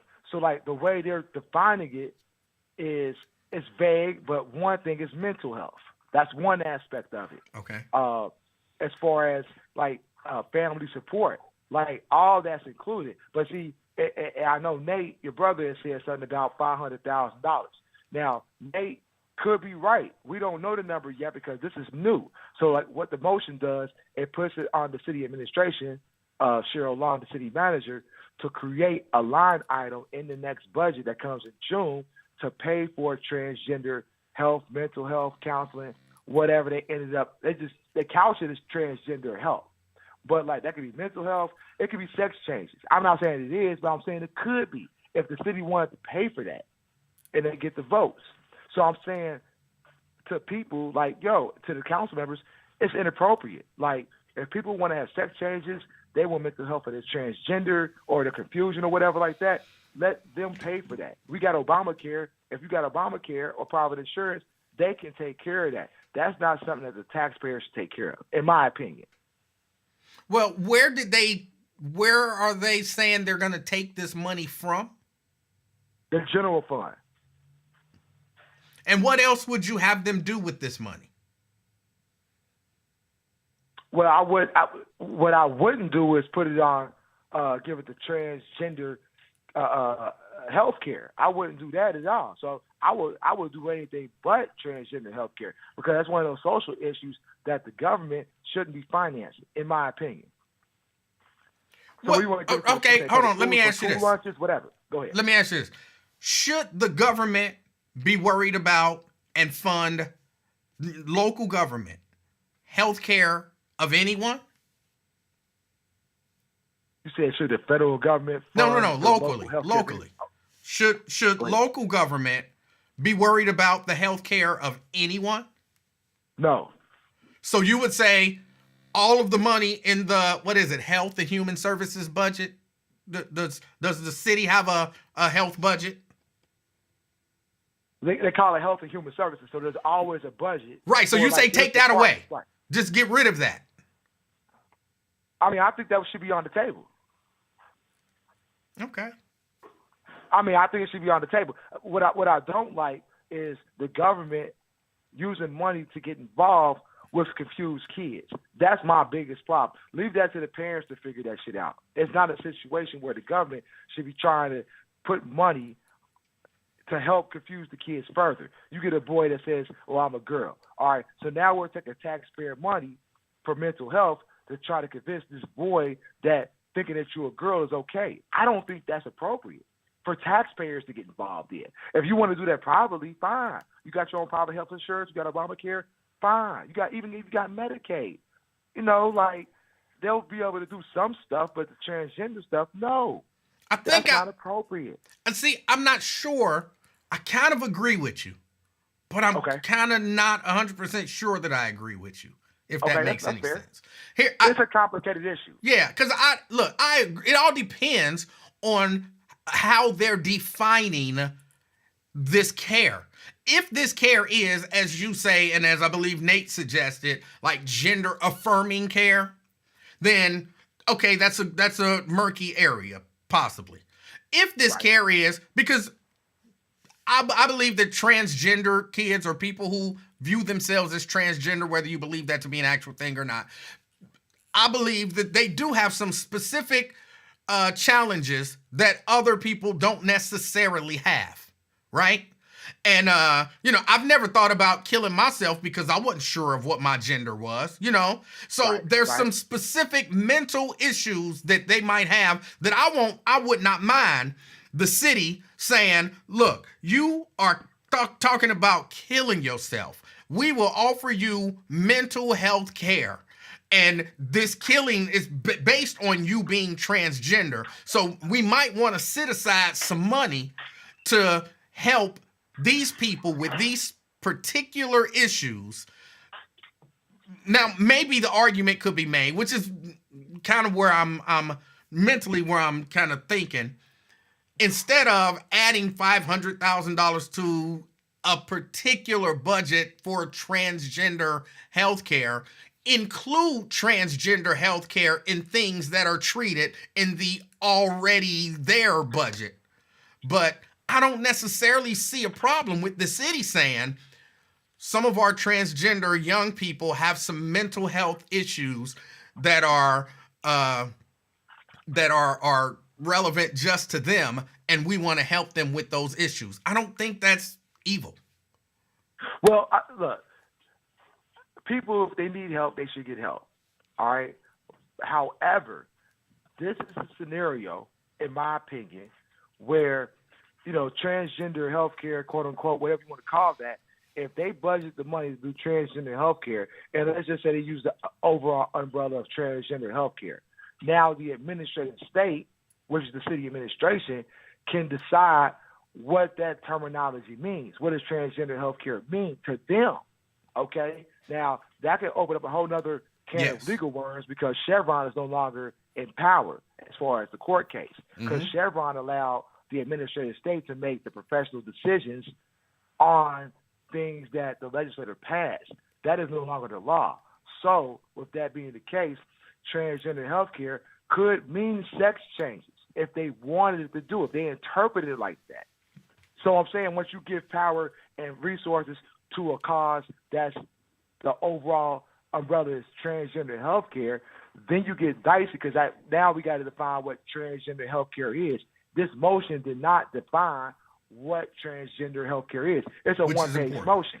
What they only did was tell Cheryl Long, the city manager, make sure that you have a line item for our budget to include transgender healthcare. If they do that and pass that, then whoever's running the health department can make a decision based on their budget on what they want to pay for that they can couch as transgender healthcare. So if they want to do surgeries with kids, they could do that. I'm just saying we open the Pandora's box with these types of motions. And I said this, well, somebody said this down in City Hall when I was down there yesterday. You know how many black kids are actually transgender in the city of Cincinnati that they've identified? Are you asking me? Yeah, I'm asking you if you knew the number. I thought it was like around 1.8, 1.9%. Yeah, it's 1.9%. So then my question becomes, what about the other 98% of African American kids in the city? Are they is something wrong with them that they can't get no funding? You're gonna fund 1.9% of, black kids to get mental health care when we all know that these kids, especially in Cincinnati public school where it's 30% black, a lot of them are just straight up homeless. They ain't got nowhere to go. The parents is homeless. Like, wouldn't it be a better use of taxpayer dollars to help support those kids because you're helping more people versus helping 1.9%? And to be quite frank, to me, it's nothing but politics because we just had this conversation 3 weeks ago during the election where Trump ran the commercials, Harris is for they, them, and Trump's for us.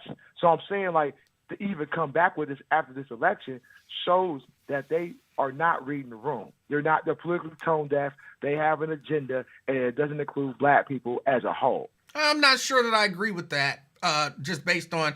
I don't agree that election was purely a referendum on trans, first. Second, even Do you if think that was the most powerful commercial? Was that the most powerful commercial you saw during the election? No.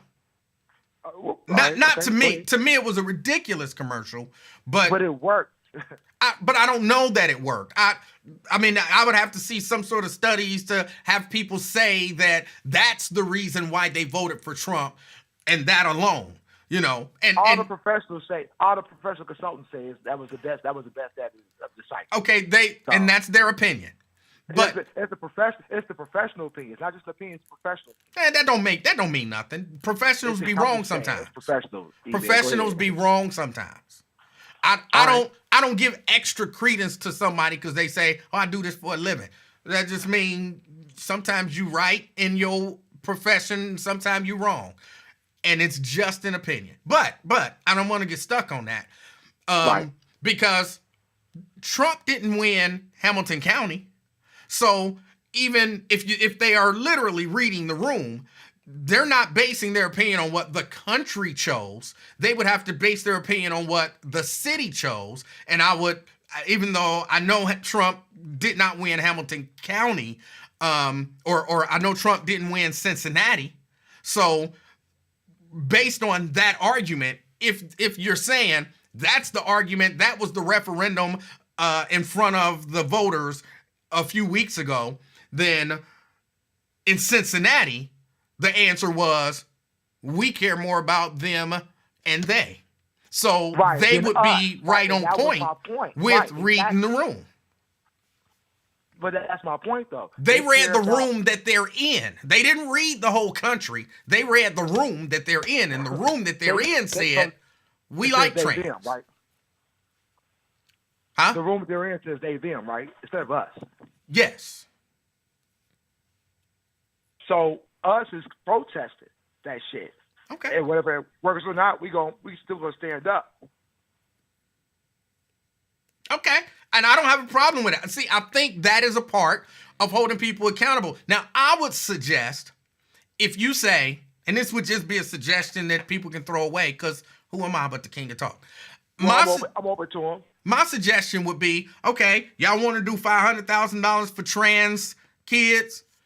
Now put another line item in there, $500,000 for black kids. I hear that, but there's only so much money to go around. And that's why I said either you with they, them, or you with us. Like, somebody's going to lose out on the funding aspect of it. So, like, we're going to make it a priority for 1.9% of black kids who are trans to get this transgender health care and ignore the 98% of black kids in the city who are not that. And it's not to say that they don't need mental health care. They don't need other services. But what I'm saying is, from a political standpoint, you make the argument, in my opinion, you make the argument better if, all right, y'all want to allocate $500,000 for trans kids, I'm against it. But if y'all pass it, now we're going to come down and we're going to lobby for $500,000 for black kids. And because I perceive this as a political battle brewing. And so if you want to win that political battle, and the argument that you want to make is they care about trans kids, but they don't care about black kids, then you draw a stark contrast. Y'all just gave trans kids $500,000. Now we're proposing giving black kids $500,000. So if you say no to that, now we got an argument to be made. Mayor Aftab Pureval. Yeah, I understand that. You know, right. And I want to make sure I'm clear because Nate said $500,000. Well, whatever it is, whatever. Well, I was just saying we don't know that yet because this is how stuff starts. It starts as a motion, then it becomes an ordinance. Right. So, like, right now, they just want to make that line item. Now, maybe Nate has more information than I do, and they're talking about $500,000. If that's the case, then I hear that. But to your point, yeah, I mean, people can do that. Like, you're going to get this for trans kids. Now let's help the 98% of black kids in the city. And now all they're going to do is call you divisive. Like, now you're pitting the black kids who's not trans against the trans kids who's black or against trans kids in general. So, like, then people like the bad guy because they're trying to advocate for their community, you know what I'm saying? But now we're saying we need the money too, and they only got so much money. If they got $500,000, right, and they want to give it to one group of people or the other, they've made it known that that's what they're going to do because they made it a priority in the budget. You see what I'm saying? That's my problem with it. I don't think trans kids should be a priority as far as health care for the government. That's a priority for the parents to handle. I understand your point. I guess my counterpoint to that would just be, if I learned anything in this 2024 presidential election, I learned that we shouldn't be worried about being viewed as the bad guy because the bad guy won. Well, that depends on your perspective because some folks will tell you the good guy won. No. When I say the bad guy, I'm not talking about ideologically and all of that kind of stuff. I'm talking about rhetorically. Trump did not mind saying anything that could be perceived as negative. He actually spoke out and said, my people keep telling me, don't be negative, but I don't care. I'm going to be negative. And negativity won. So don't worry about being the bad guy. Worry about, politically speaking, being the guy who's making the point that later on you can put in the campaign commercial and say, Aftab voted against black kids, but he voted for trans kids. Oh, people can just say Aftab voted for trans kids. I mean, I think that's enough because there's less trans people in the city than is not trans. So, like, the fact that he's prioritizing trans kids, the fact that they're top of mind to get some line item out the budget is crazy. Like, you basically made them first, and you put the non-trans people last. Okay. I think that's a fair point. Regardless of what people come out there and say, we need $500,000 for black kids versus trans kids, I don't think that needs to be made as a point saying we need this much money. I think the point's strong enough to say, like, yo, you prioritize trans kids over, everyday regular American kids. So, like, now, what makes you think that that's appropriate? Now, you're saying he read the room in Cincinnati, Hamilton County. I hear you on that. But as far as the resistance, this is an overall pattern because I don't even know if you saw my video where I told you about my interaction with Aftab yesterday before I even went in the chambers. I didn't. I think you got me blocked, don't you? I can't see your stuff. You got me blocked. Yeah, I'll take you off block. Yeah, I think I do got you blocked. You're right. I'll take you off block. But I'll give you the skinny of it. Basically, I went down to City Hall to, get my 2 minutes, exercise my right as a citizen to speak up against the issue, right? Now, mind you, I'm going to tell you this. I was the only person down there in opposition of that motion, and I was the only black person down there in opposition to the motion. All right? So I said my piece first because I was the first one down there because I was passionate about it. But before I even got past the metal detector, I'm checking in at the desk, and Aftab walks in behind me. So I don't know if you've seen this either, but I protested the State of the Union on Tuesday. Did you hear about that? No. All right. Well, I protested the State of the Union. I was escorted out of the room because I had to sign. Oh, no. Yeah, I did hear about that. I heard that you were... Okay. I'll unblock you so you can see all the videos I've been putting up. But basically, I told them to stop lying to the black community. I got escorted out. No big deal. I wasn't arrested. I exercised my First Amendment right. Then let me go home. Cool. So yesterday, I'm talking about a different issue. and I see AvTab come in. So the minute I seen AvTab come in, it was on site. So I started protesting again. I said, stop lying to the black community. So he stops his walk and comes to the security desk, and he gets within like 3 feet of me. Like he's kind of close, almost my personal space. And he asked me, what did you say? I told him, stop lying to the black community. He asked me my name. We shake hands. I tell him my name, and I tell him, stop lying to the black community. So he says, what I'm lying about. I say, stop lying to the black community. I ain't answer his question. So he says, oh, you ain't going to answer my question. Like, he's not my boss. I'm his boss. I'm a taxpayer. I'm not here to answer your questions. I'm in City Hall. You're here to answer my questions because I'm one of your 300,000 employers, okay? So he told me, he said, you ain't going to answer my question. I said, I don't have to answer your question, AvTab. Stop lying to the black community. So he proceeds to curse at me in my face, in front of security and people in there and everything. And I'm saying that is beneath the office of mayor of Cincinnati, period. Like, people, I've never cussed at AvTab. I ain't disrespected this man, nothing. But the fact that you think you can get in my face in front of a group of people in City Hall and cuss at me in my face is disqualifying, and it's unacceptable. And then he told me to take my hat off in the building. Did you know that? No, I did not know that. This dude told me to take my hat off in the building. And I said, there ain't no rule for that. He was mad because I had a UC hat on because he went to UC. You know what I'm saying? So he was upset I'm wearing his school on my head, and he wanted to tell me to take the hat off my head in the building. I'm like, I can wear Cincinnati stuff anytime I want. Like, your ass is from Beaver Creek, and you trying to tell me what I could wear in this building. What he's a smug asshole, okay? And I heard he cussed people out down at City Hall on the regular when he's doing business.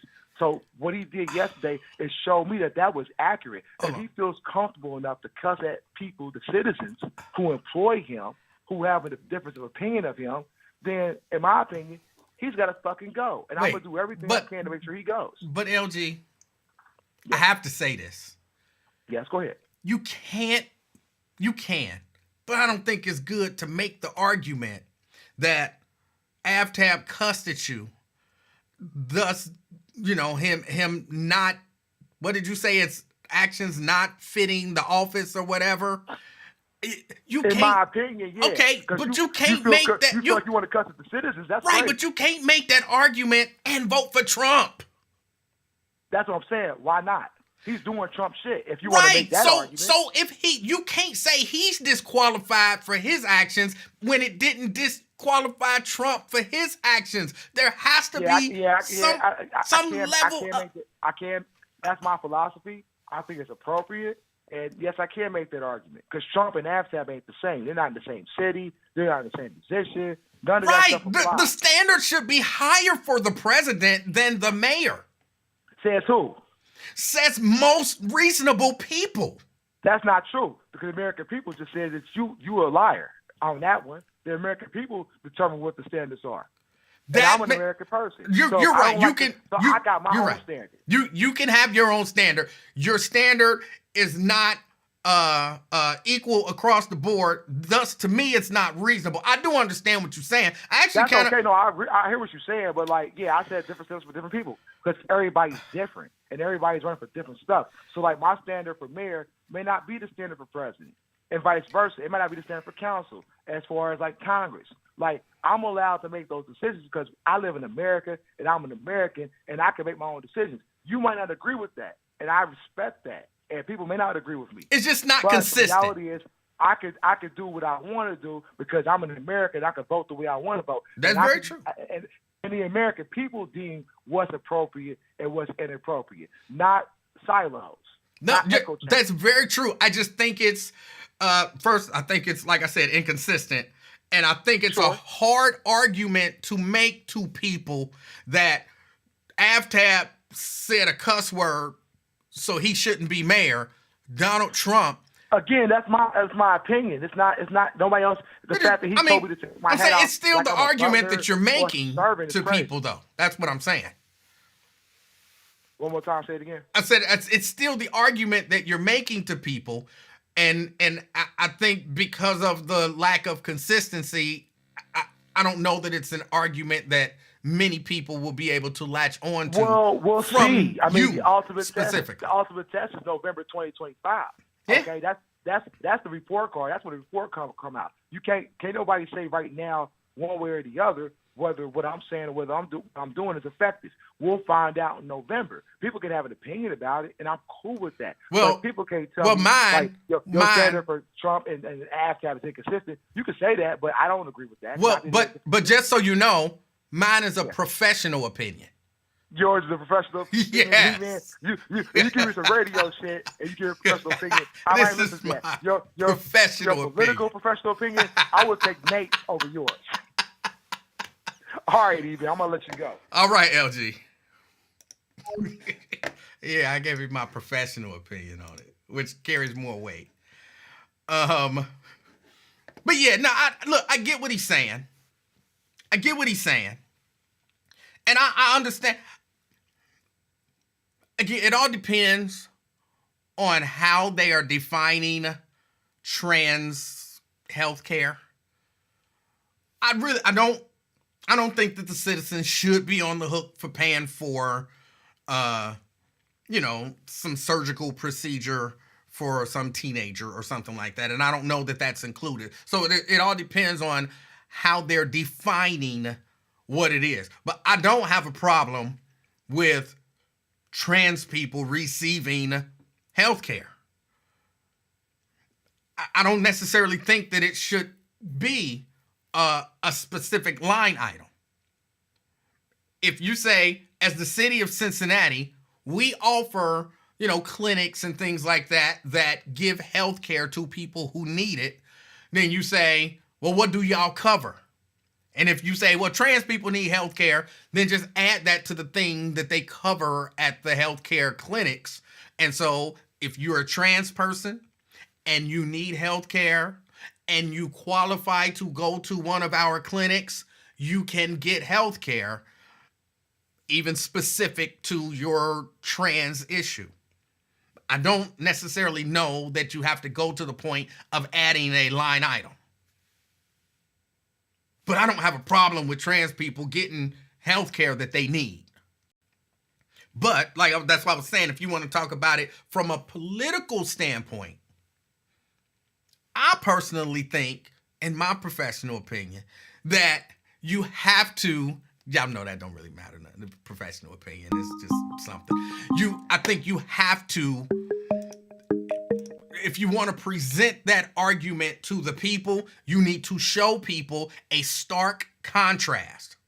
And you need to be able to say, politically speaking, this person voted for trans rights and they voted against black rights. This person voted for trans health care and voted against black health care.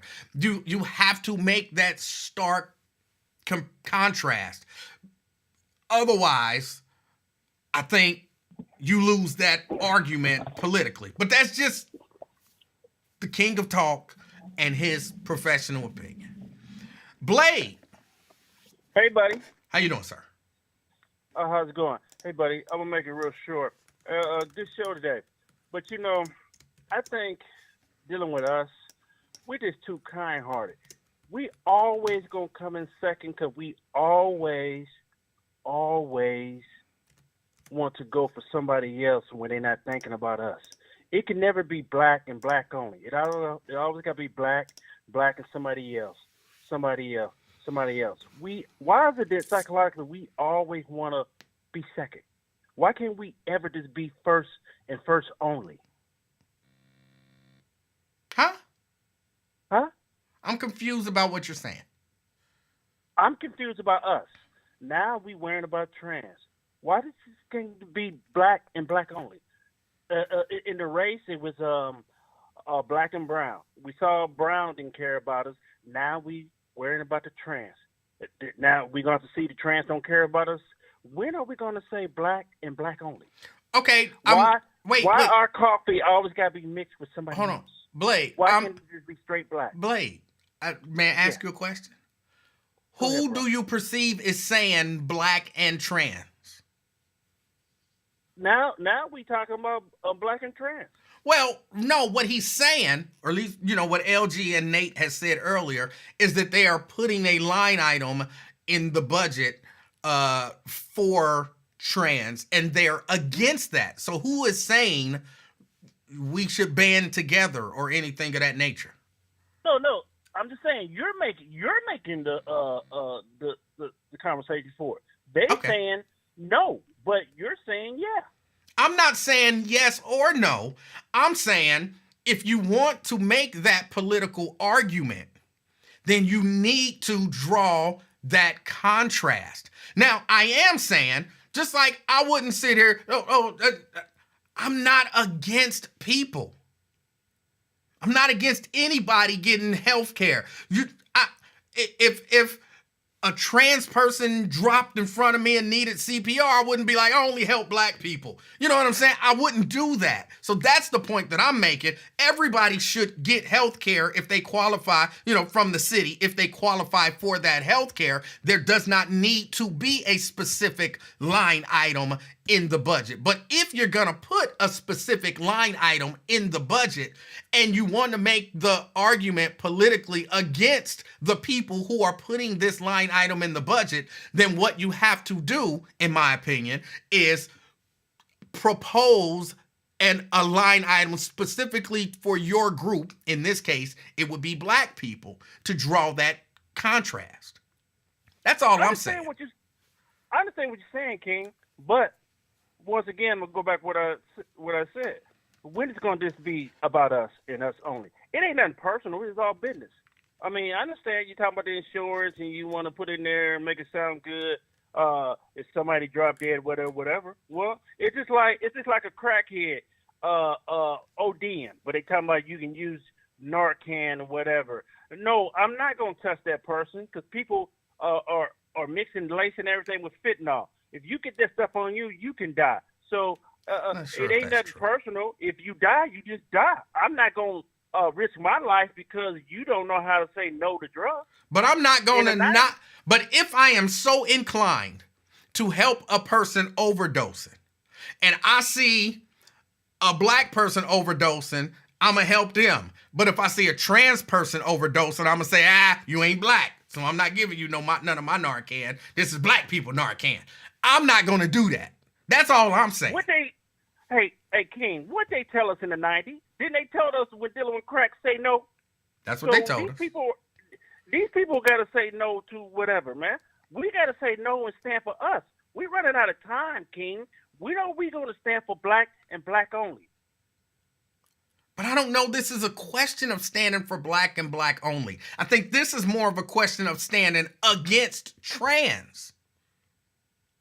I stand for black, but I don't stand against trans. You don't have to be against trans people to be for black people. Well, we must be saying the same thing. It ain't nothing personal. It's all about black, King. When are we going to say black and black only? We're running out of time, King. When are we going to stand for us? Other people seeing that these people are not standing for themselves, so why should we stand for them? But again, that's why I said if they want to put a specific line item for trans health care, then someone propose a specific line item for black health care. Yeah, it should be X out trans health care, and it should be black health care, King. You're right. I don't know about the X out part. Like he said, we got people out here homeless and need housing, and they talking about helping some psychologically confused person using taxpayer money to get a sex change. Come on, King. It's ridiculous.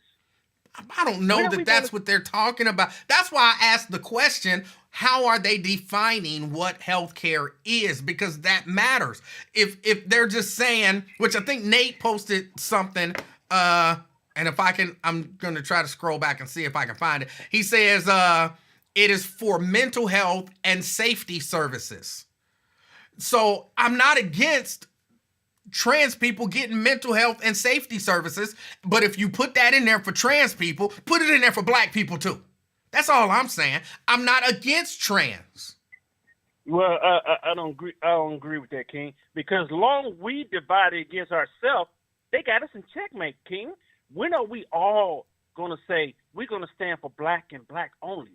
I want to start hearing that in 2025 instead of black, brown, black, trans, black, Asian. When are we going to stand for us, King? We running out of time. If we say black and black only, like black coffee, we maybe can get some shit done. Until we start mixing our coffee with everything, we're not going to get nothing done, King. We're running out of time. All right. Thank you, King. All right. Black and black only. Let me hear you say it. Black and black only. Ain't nothing personal. It's business. I don't agree with black and black only. I don't agree with that. What the young people say? Let's stand on business, King. Peace out, bro. All right. But I guess the problem is I don't agree with that. I really don't agree with black and black only. I really don't. I'm down for black people. I think black people should get everything everybody else get. Have access to everything everybody else have access to. I also don't believe black people should be the only ones with access to services. Because that's the conversation that we're having, is about receiving city services. I don't agree. And if you think only black people should get city services, I think something is wrong with that. Citizens should get city services. Only black citizens. No. All citizens. Black and black only. No. Everybody equally. Everybody equally. We should all get city services equally.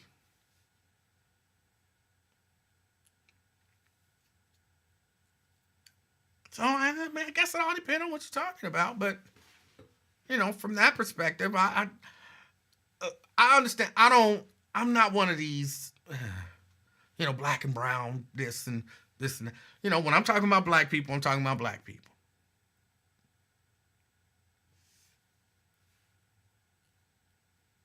But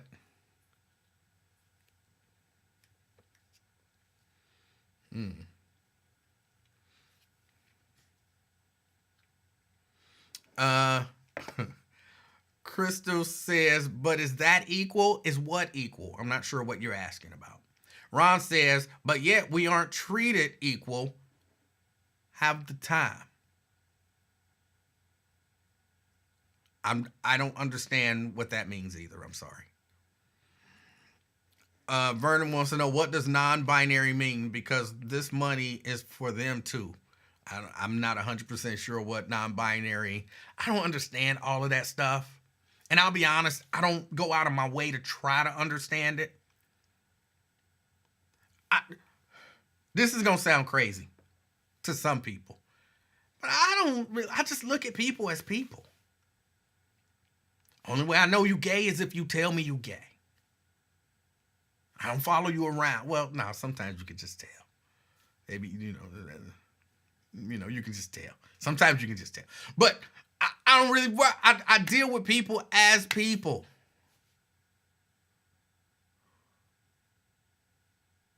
I deal with people as people. And I just think we should all be. But I was saying all that to say, I don't understand all of the intricacies of the LGBTQIA plus community.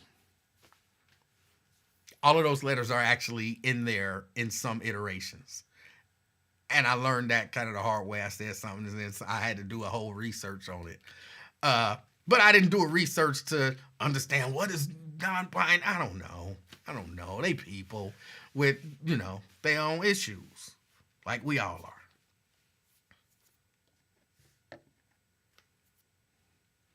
And I don't think they shouldn't get services. Just, I'm trying to make sure the way I'm going to say this don't sound like I'm trying to say something. Just fold them into the services that already exist. That would be what I would say. They don't need a special line item. We provide health services. We have a whole section of the city that's dedicated to that. So if you trans and you need health services, come to one of our clinics. You're welcome. That's what I would say.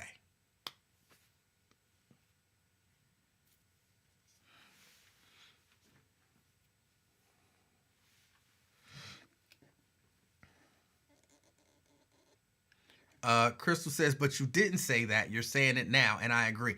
Crystal, I'll be honest. I'm not 100% sure what you're talking about. I'm not 100% sure what you're saying. She says, so I guess the question is equal for whom? Call 717-KING, the 717-5464, because I'm not understanding the question. But maybe I already answered it, and I didn't know. I didn't know that I raised it or that I answered it. Can you talk about the councilman doing this when his kid is trans and might benefit from his vote? Is that unethical? And Seabree says, Dr. Oz has been tapped to oversee Medicare. The next season of America is about to be wild. Trump is doing his own reality show. He doing his own reality show. He gonna fire people. People gonna walk out and quit. He doing his own reality show, and we're gonna have to deal with the consequences as citizens. We're gonna have to deal with the consequences of this show. You're fired. It won't just be, did you see who Trump fired on Wednesday? It'll be some crazy stuff going on. And then people would be mad. Like, why are people following everything that Trump does? They ought to just ignore him. Right. Just ignore the president of the United States and who he's picking for his cabinet and the things that they're doing. That's what we should just ignore.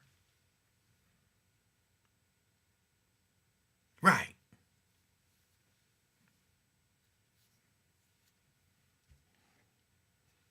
You can't ignore it. It's a delicate balance. As a person who was in media when Trump was in office, you want to ignore him. But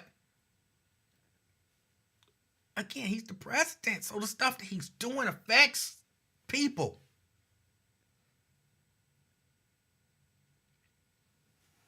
Y'all remember COVID? Or as some of my older friends call it, COVID. Y'all remember COVID? And people were like, hey, y'all should just ignore the stuff Trump's saying. What? He's getting up giving those. Okay, I know a lot of stuff was just nonsense that he was saying in those press conferences and stuff, but we can't ignore it. Thousands of people are dying every day. Oh, that's Trump. Let's ignore it. You can't do it. So you want to ignore it, but he's the president. You can't ignore it. So he kind of got us in a catch-22. It's terrible. Crystal. Yes. Yes. Hello. Hey. You talk. Well, now, first and foremost, I'd just like to say this. My heart is beating really, really fast. Oh, wow. Okay. Well, yeah. I mean, I tend to get nervous. I like to talk, but, Yeah, no, don't get nervous. I'm just a king. I tend to do that. But I just learned that I have high blood pressure, hypertension. So I can't be getting all, wild. Well, okay? Well, let's do this. Stop trying to Crystal, irritate me. Crystal, let's do this. Mm-hmm. Take 5 smooth breaths. I'll just take that big one. That was helpful. Okay, go ahead. And then we're just going to talk. All right, let's just talk. Because you said, right, that you felt like, well, maybe there should be line items. Well, first of all, because I had this all planned out before you answered, but you had me sitting there on hold. What sort of things do you think we could do with $500,000 in the city of Cincinnati? I don't know. Especially as it relates to young people. Let's specify that group. Not much. You said nothing much? Yeah, nothing much. Okay. $500,000 sound like a lot of money, but trying to spread it between the amount of young people here and any programs that might be there, you got to let people know about the program. I don't know that there's a whole lot you can do with $500,000 that's gonna make a difference. That's absolutely not true. Have you ever worked in nonprofit? No. Okay. Well, when it comes to programming or these grand old ideas that people have, and then they want to give their money and they want to see things, they want to see success. They want to help folks. Like I said, let's stick with kids. Okay. Okay. You may pay someone $50,000, right, to execute, maybe even create the program, execute it, get folks involved, and ensure that the funds are spent in a way that is positive. And I'm not saying that mental health care isn't a positive way to spend money. Okay. That's not my position at all. I'm not sure what these safety services are. I'd love to hear more about that. And, perhaps I should be a better citizen like LG and go down and hear about these things and confront, these folks face to face so that they can explain. But you said yourself, well, perhaps as it relates to trans young people, there could be a line item, not something that is just, only, specific to them, because it's coming from our local government. And those of us who pay taxes in the city of Cincinnati, that means us, right? Yes. So we can have an opinion on it, if nothing else. Would you agree? Absolutely. Anyone can. Okay. All right. So, but then you are all like, oh, but, I just believe in being equal. And then you try to act like you didn't understand me saying, okay, well, what is your definition of equal then? Because if we're talking about one specific group, and to Brethren's point, I know he said 1.9, percent of Black youth in the city are trans, but we understand that that doesn't speak to, the youth who are not Black. Okay, fine, they're citizens too.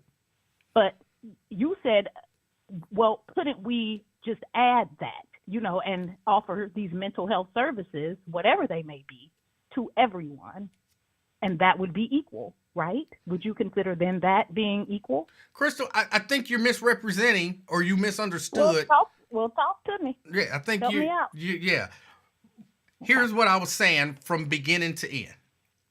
All right. If they're putting a $500,000 line item in the budget for, just say, trans health care, or, young people trans health care, then... No, this is mental health and safety services for trans and non-binary folks. Then if you're gonna do that, and you are making the argument politically that this is not a good move, it's anti-Black in the city, then you propose a line item of $500,000 mental health and safety services for Black youth.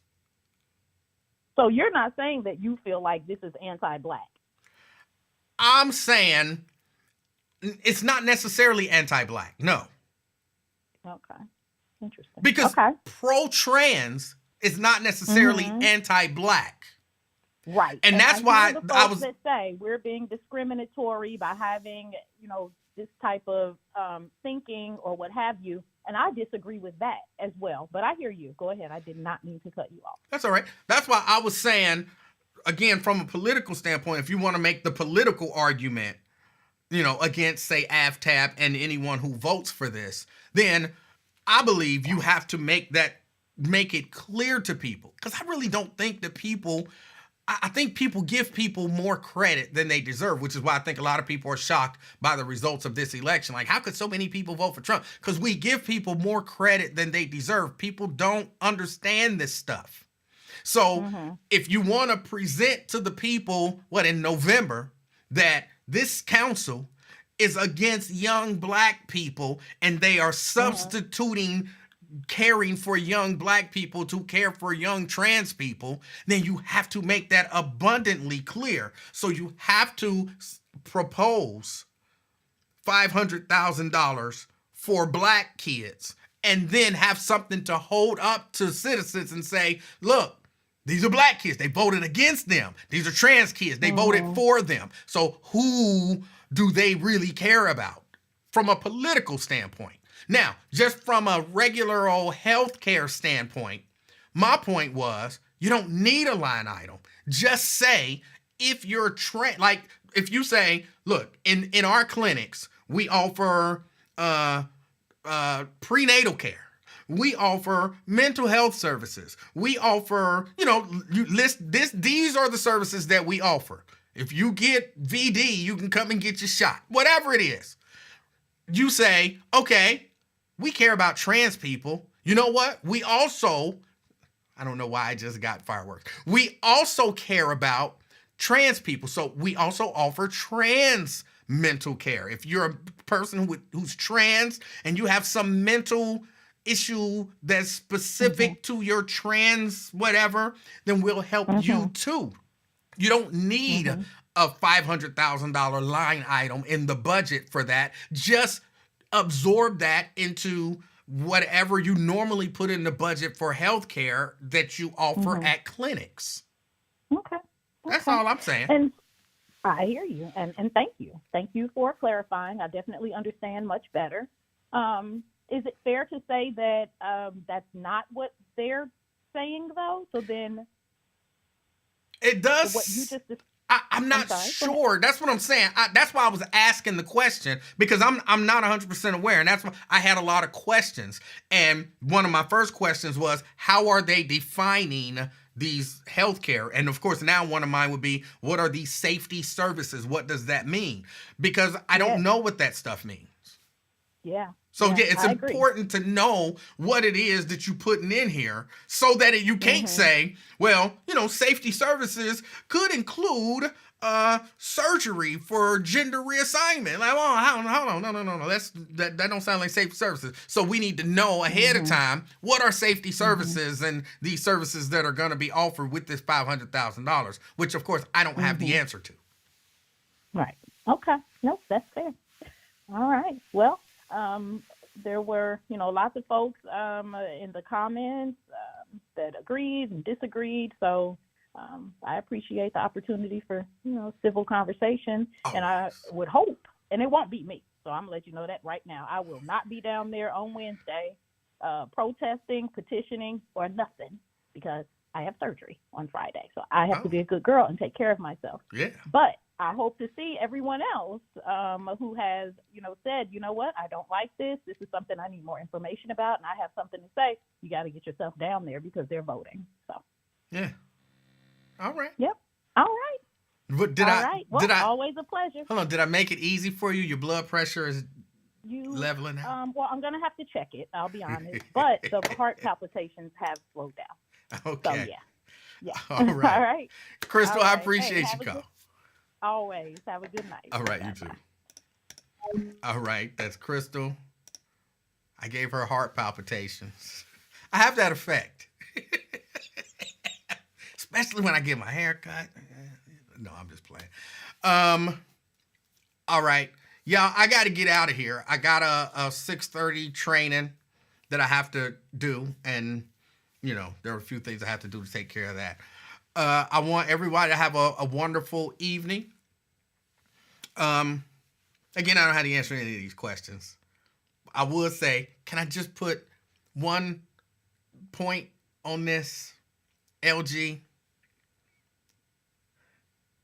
I don't know that you can effectively make the argument that the mayor saying a cuss word disqualifies him, because those are actions unbecoming of an elected official. When you voted for a guy that cusses like a sailor, admitted to grabbing women by the vagina, is convicted, or not convicted, adjudicated to have sexually assaulted someone, and convicted of 34 felonies. I don't know that making the argument that, the mayor cussed at me, is the best argument for you to make. And again, I'm saying that in my professional opinion. Everybody, maybe not. Oh, I went to the arcade place yesterday, and I enjoyed myself. I had a good time. I hadn't played a pinball machine in forever. They got like rows of pinball machines. They got video games. Y'all know my thing is, I used to love that game, Silent Scope. Anybody remember that game? It's a little game. It's got a rifle, and you look through the thing, and they trying to kidnap the president's daughter, and you gotta shoot them, and they flying in a helicopter, and you gotta snipe them. They have that. Of course, Donkey Kong, loved me some Donkey Kong. NFL Blitz. Me and Mrs. Livingston had such a good time. Just up there. We were only in there for like, an hour and a half or something like that. But we just thoroughly enjoyed unwinding and having a good time. I'm not really trying to do a commercial, even though it might sound like I'm doing a commercial. Yes, they had Mrs. Pac-Man. Almost all your classic Dig Dug, Mr. Do, Cubert, Asteroids, Defender, Punch Out. Glass Joe knocked me out. It's been so long since I played that game, I couldn't remember how to dodge the punches. Glass Joe knocked me out. I had NBA Jam, NFL Blitz, of course, Pac-Man, Mrs. Pac-Man, Donkey Kong, Centipede, Galaga. It was just a lot of places. They got a lot of different stuff. And I had a good time. And yet I told y'all, I'm like a kid.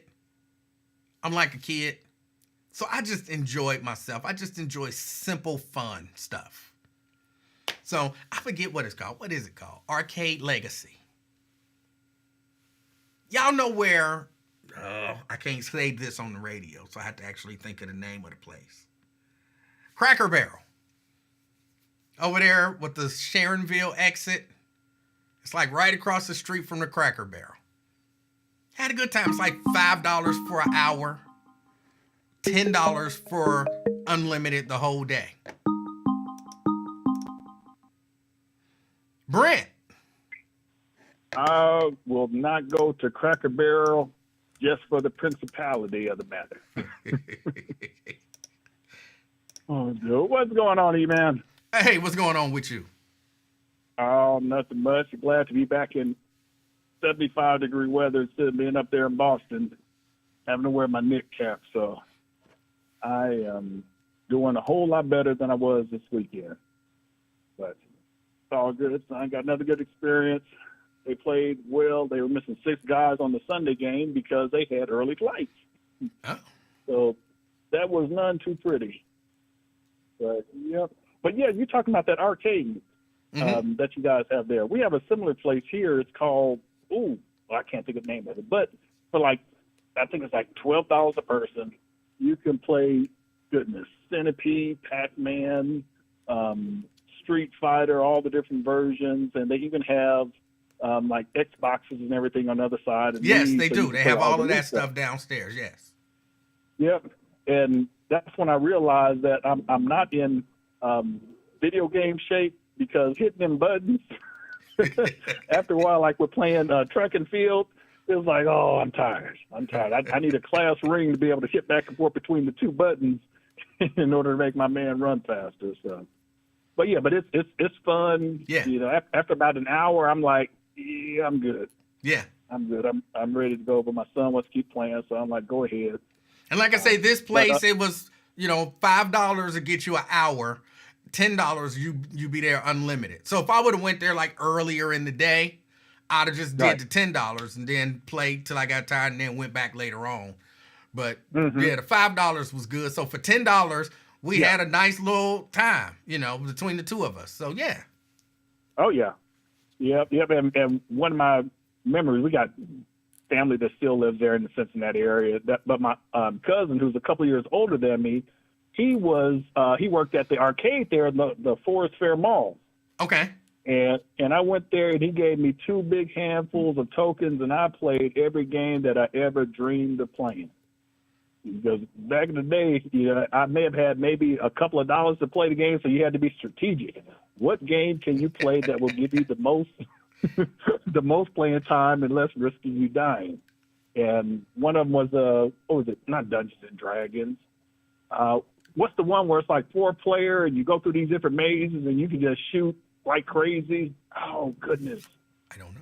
Oh, I can't even think of the name of the game. But it was a game to where it was just a button masher, and use your potion, and you're killing. You got to kill the huts and get the keys to go to different levels and everything. But I don't know. But I can't think of it. I'll find it later on. But yeah. But elections. Well, no. Let's start election stuff. I'm still waiting to hear all these, Donald Trump bag holders. When are they gonna get pissed at Donald Trump for not giving cousin Tim Scott and Byron Donalds a cabinet position? What are they waiting for? They don't have any expectations, so I tell you, they talk much trash concerning the black community, and especially when they talk about local stuff. What ain't being done for black folks and everything else. But on the national level, no, we ain't gonna say nothing about Trump. And I know they're being strategic, but a strategic coward is still a coward. So if you are for the black community and for black people, you have the balls to call out Trump. But they know that would also stop that check. But, are you more grifter than black? I would say yes, because ain't none of them said nothing. Because I want to hear from Uncle Charlie Wimburn, who thought he could buy the black community vote with some fried chicken. I want to hear from him. And I want to hear from the so-called kinder, gentler Republican Ken Anderson that had a reparations book for $10 that wasn't backed by no local or even national Republicans. So it's just sad. It is sad. Yeah. But the Tyson Jake Paul fight. I only caught the last 4 rounds because that was a little bit late and I didn't get my nap in that day. But I did wake up and I'm watching and everything. I'm like, man, this ain't nothing but, number one, this is, folks always talk about wrestling. Man, this was scripted from Jump Street. And it was poorly written and poorly scripted. Yeah, and the performers did not do a convincing job. No, because even if it was supposed to be some level of competitiveness, during the last 10 seconds when Jake Paul bowed down to Mike Tyson should have took his head off. Right. Right. Like, come on, he bowing to you. So it told you Mike Tyson was there to collect his $20 million plus he probably got a little bit extra, for not hurting Jake Paul and everything. But come on now, it's scripted. You got to know it was scripted. And if you put money, if you gamble on the outcome of that fight, you a fool. Yeah. Yeah. That's like me gambling at the main event of WrestleMania. No. I am not doing it. But what I would love to see, I'm surprised Stefan didn't step up to try to hold up the honor of the boxing game and also Mike Tyson by challenging Jake Paul. I bet he would do it for at least a couple of $100 and a new electronic billboard. So, come on, Stefan, you can do that. But Jake Paul took, what was it, 18 total punches that night, and no real power shots or anything like that. I think maybe one power shot landed, and Mike wasn't really throwing them he wanted to hurt nobody. Oh yeah, because just like in wrestling, if Jake Paul would have accidentally missed a punch and hit him in the mouth, it'd have turned real. real fast. Yeah, he'd have got a receipt. Yeah, yep. But yeah, this weekend, and yes, LaDonna, this is partially the Wrestling Report.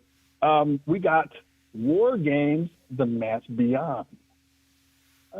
So on the men's side, we got the original Bloodline plus Seth Rollins against the new Bloodline plus what's his name? I guess he's Samoan.